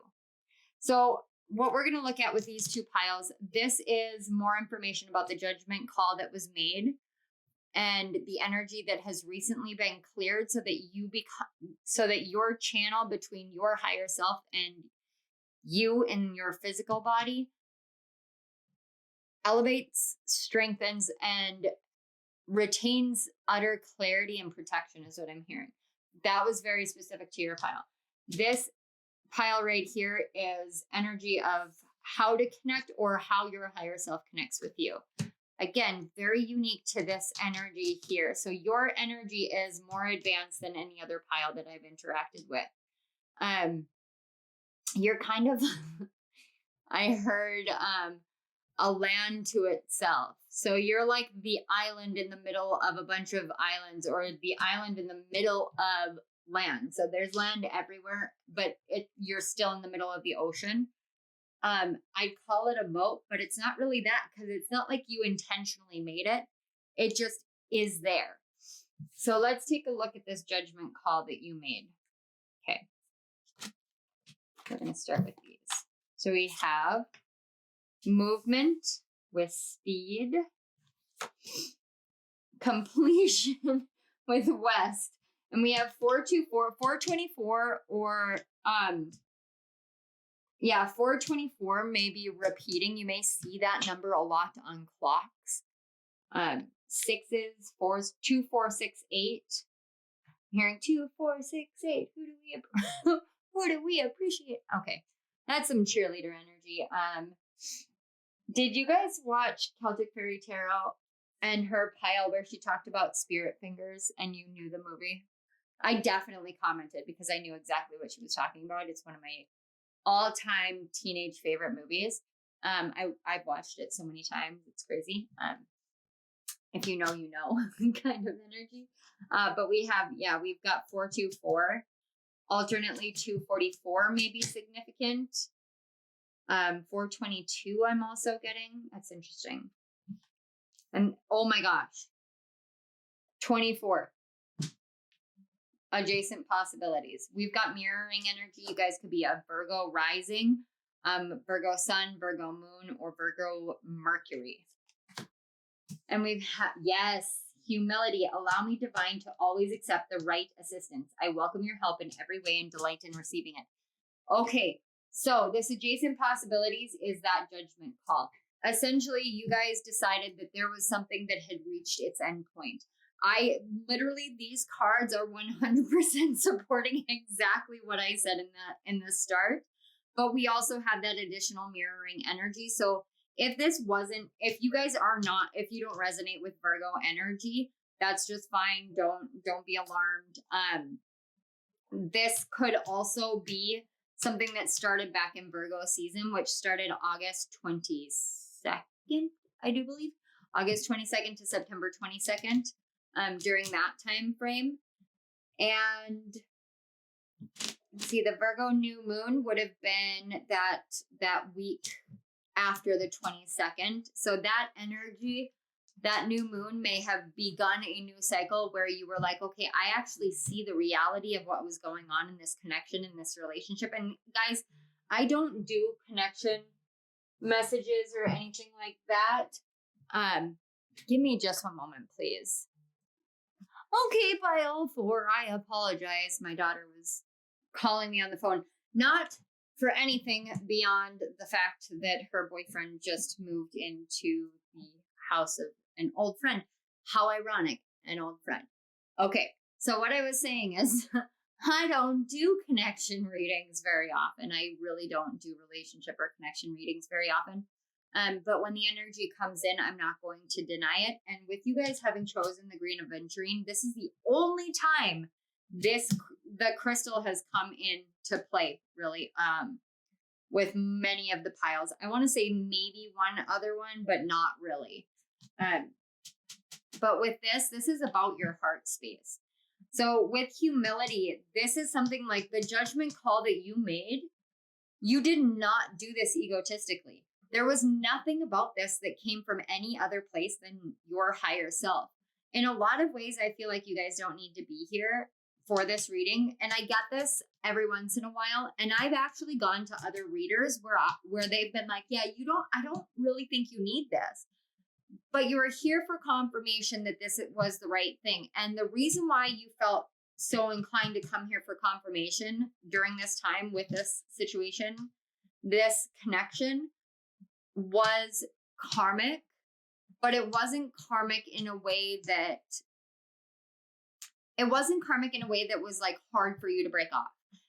I'm not getting that. I'm getting it was karmic in a way that it taught you so much about yourself, that your self-growth, love, understanding, and awareness, it served as a sort of catalyst. I would actually venture a guess at, if you guys were to do a synastry chart for astrology with you and this other person, you would see that they have a personal planet that would be the sun, the moon, Mercury, Venus, possibly Mars, because Mars is transpersonal, so it could still fall within Mars or Jupiter, but more so those core 4, the sun, the moon, Mercury, and Venus, on your natal vertex. Because that would have triggered you in a destined kind of sense. So it would have been like a karmic destined interaction. But that's not always a positive ending kind of interaction. I've had people that have triggered parts of me with that. I mean, my husband triggers me with his Mars, but it kind of triggered me to take care of myself better. But for you guys, it's more like I actually get this really strong Mercury feeling, this really strong Mercury conjunct vertex feeling, and in the 5th house primarily, but it doesn't have to be that, and it doesn't have to be within your natal chart if this, for this to be your message. But that's just an energy that's just really, really strong here, because it taught you about your own personal self-expression. It taught you how to be your own unique individual self. And it taught you to move in a way that they did not want you to move. And with humility, I'm getting a lot of ego energy or Leo energy, sun energy. It's like, but not in a bad way. It's like they did not want you to express yourself the way that you are expressing yourself, because they felt threatened by you. That's why you had to make a judgment call, because you understand that they're on a path and they're facing these challenges where They feel threatened by whatever it is, what gifts you have, what expressions you have, your creativity, whatever it may be. They feel threatened by you, or they felt threatened by you. They may still feel threatened by you. I don't get that you would even know whether they do or not, because you're not in contact. Many, if not all of you, are not in contact. I'm hearing 95% of you are not in contact anymore.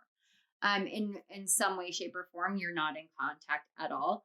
Not even energetically. It's like all the cords have been cut, all the contract signed, sealed, delivered, done. Everything is over with. The other person may not know that, but for you on your path, your timeline is up here. Their timeline is down here, but they're not parallel anymore. And because of that, as they continue moving forward, they start separating. It's like two ships adrift in the sea. The reason why you needed to make this judgment call is because once you put that last puzzle piece in place, multiple doors, windows started opening up. Every possibility, and then its adjacent possibility opened up. It's like, let me show you this. Now let me show you this, and this related to this one area.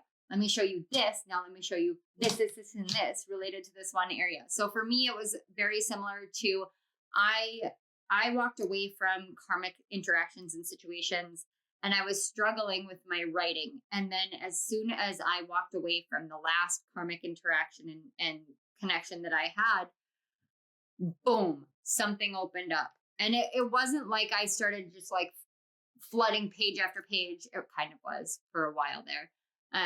It comes and goes in waves.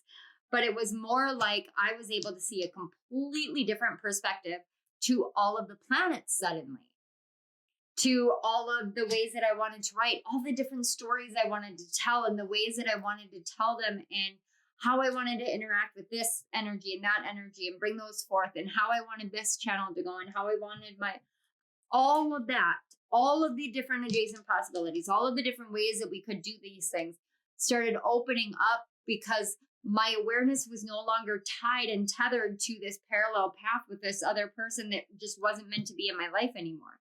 That other person is on their own life, on their own path. They are dealing with their own unique challenges, their own unique situations.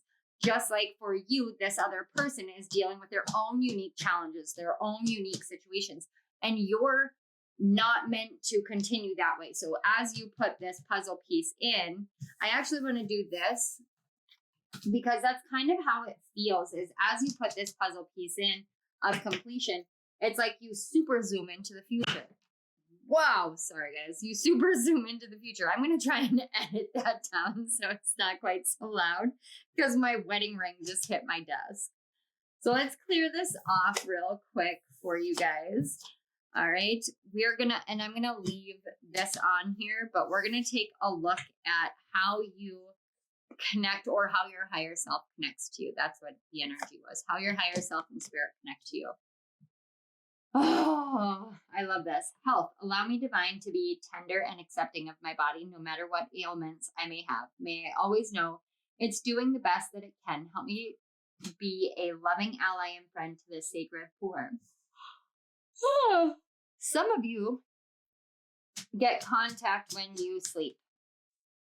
That is the first time I have audibly yawned so far. And then we have patience. If you've tried forever to shift a problem, there's probably something to learn from embracing it. May I let this be for now. Help me relax and trust every need will be met. Often change soon follows. Guys, I am not going to lie here. I just had the most overwhelming, massive sense of deja vu. Wow, I dreamt of this last night. That's incredible, because these cards, I did not deal them until today. I'm amazed. And guys, I'm psychic. Oh my God. Okay. Sorry. So one of the ways that you and your higher self connect, and you and your spirit guides connect, has everything to do with your physical body. I talk about a spiritual alarm system often, not every reading, but often enough. So my spiritual alarm system is located in my solar plexus chakra, And whenever my solar plexus chakra goes off in a spiritual alarm system way, I have physical pain. Like it feels like my abdomen was just stabbed like directly into my stomach. It hurts so bad. But it's only when I'm interacting with the wrong energy. When I move out of that energy, I feel fine. So there's this local crystal shop where I live. And every time I go in there, or when I used to go in there and there was a specific worker who was there, her energy in the beginning was fine. And then towards the end, it started making me physically nauseous. My solar plexus started going off where my guides were like, no, this is not the energy that you need to be interacting with. This is not an energy that's right for you. And then I started feeling her psychically combing through my energy. Like I would have my psychic protection on, but my guides, there are times when my guides will let me experience it on a physical level rather than just like ricocheting that energy back. Because I trust my guides intrinsically to do those things. But they will let me feel what it's like. And granted, it pisses me off at the time because it's such a huge violation. Like you should never, ever, ever comb someone psychically like that, because what you're doing is violating not just common decency principles, but you're violating spiritual doctrine, spiritual laws, spiritual rights, and like it's bad juju energy. Like you don't do that ever, like ever. And I know some people operate differently, but no, you don't. It's not, to me, it's not okay. And I feel like you guys are very similar in this respect, where you're like, no, you like, my body will tell me what you're doing. My body will tell me if you're right for me. My body will tell me if you're not right for me. Your body is like this intuitive tuning fork of alignment versus miscalibration kind of energy. Like I can't, like when I think about out of alignment, it's like this is how it feels. It's like I'm shaky and vibrating everywhere. And then I find my path and I'm good. I'm ready. I'm going. Another way is relaxation, taking baths, taking showers, going to the gym, going to the spa, getting your hair and nails done. Even if you're a man, men can go and get manicures too. Don't argue with me. I don't want to hear it. My very first manicure was my guy friend came home from the war over in Afghanistan, and he picked me up from my high school just randomly. I didn't even know he was back from Afghanistan. And he showed up at my school and I like burst into tears, and then he took me to get my nails done, and we both got manicures together. That was how he celebrated coming home from war. It was pretty awesome. But and then he bought me a leather jacket, so I was like the coolest senior in my senior class. But anytime that you allow yourself to slow down, to take a breath, to take a breather, to really give to you and relax, your higher self comes in and is like, here's an inspirational spark. Here's an inspirational spark. I'm just going to sprinkle some glitter in here, and you take off from there. That's when you are like, okay, it's time for movement again. It's time for motion again. And you do everything so eloquently, so beautifully, so gracefully that it's almost like from an outside perspective, your energy and your life is utterly beautiful and perfect. And I will say this as a caveat. I'm going to tell you 100%. I know that my life seems very perfect. My life seems very glamorous and glitzy and whatever to a lot of people. And then there are other people who are like, you're so mysterious, but you have it all. You've got this and you've got that. Guys, I was literally crying earlier today because of my emotions surrounding like me being a mom, me being a wife, how hard this journey is. So we give off, like we pick up certain perceptions, but they're not always accurate perceptions. We're not always seeing clearly. the truth of the situation. We're not always seeing clearly the person and their situation. We're seeing what is out in the world. And I'm here to be really real with you guys. Guys, this life isn't easy. You have this perception of it, but it's because you have an innate, natural gracefulness within you. And I apologize, you guys, for the noise. My kids just got home, and so it's really loud. They come home in waves now. It's like one comes home and then another comes home and another comes home. So my kids are coming home in waves. So sorry about that. I'm going to try and edit out the background noise as much as I can, but you guys know I'm a working mom. So this is how it goes. So let's take a look at your cards. We have the Seven of Pentacles, which is literally the card of patience. The High Priestess, deeply intuitive, psychic tendencies. The Four of Pentacles, again, another, especially in this one, this is a card to me of both health and patience. The Four of Swords, again, and the Sun, Leo energy. I absolutely love it. I actually don't have anything to say about this stuff because it is literally, the cards here are saying the exact same thing. Through patience and diligence, you wait for everything to fall into place, and then you step into this awareness, this knowing, this wisdom. You go behind closed doors, you give yourself a break, a rest. You kind of lock yourself away, do this hermit energy with the Four of Pentacles and the Four of Swords. You get this hermit energy, and then you just take off into the future. This is literally how it works. It's like mind, body, soul gets aligned. You sit and you wait patiently, and then you're like, boom, I'm done. Right now, you're in a Four of Pentacles energy. The central energy is you right now. So you're literally like, I've locked this doorway down. This pathway, when you made that judgment call, you did more than deadbolt it.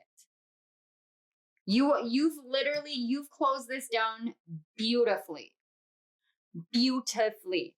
As in, like, ain't nobody coming through that window. Ain't nobody opening that door. Like, you are done skis with that pathway that was. Yes, we have 41 with Soul Song and 17 with Visualize. And on the bottom, we have 12 with Whispers. So this is talking about how, first of all, the Whispers card especially is like this energy of when you hear from your soul, when you hear from your higher self, what you do, what it sounds like is whispers. It sounds like the gentle breeze coming through the window. It sounds like gentleness, peace, patience. And because of that, you understand the song of your soul. It aids you in visualization, especially with the Four of Swords energy, so that you move forward exactly on the path that you're meant to, knowing that even as you're going down this path, all these adjacent possibilities have been open to you and will remain open to you. And so because of that, it's like you just resonate on a different frequency all the time. Your energy whispers with a grace and a beauty that others can hardly fathom. This is absolutely beautiful. I don't actually have anything further as far as the messages goes. This just felt like a deep confirmation, like the humming you hear, the ringing you hear, that is confirmation from your higher self all the time. Visualize moving forward, trust the whispers, trust the wind, and you will ... I didn't have anything. They did, like, your higher self was like, no, they already know. So, okay. Well, it seems to me like you guys have a lot coming in a really beautiful way. And you guys are, as always, my most astounding energies, and definitely my soul family. So thank you again, pile 4. Thank you. Just to start with, thank you. So I want to say thank you so much for being here, for your energy, for everything that you do, everything that you are, and for being on my channel. I want to say thank you to your guides, my guides, and spirit for facilitating the connection between our energies so that these messages could flow through so beautifully, succinctly, and with such love and tenderness. Thank you. Pile 4, if this resonated, a really great way for an equal energy exchange is for you to like this video, subscribe to my channel, and comment in the comment section below. Let me know how it resonated. Let me know how, like, I love hearing the synchronicities. I love interacting with you guys. I really do. And I love continually forming those bonds and connections with you guys. So please, by all means, do one or all of those 3 things. And then check the description box for links to donate, book a personal reading, and my author page on Amazon, as well as 2 rising sign messages over on my other channel. So Pile 4, I love you all. Thank you again for being here, and I will see you next time. Bye.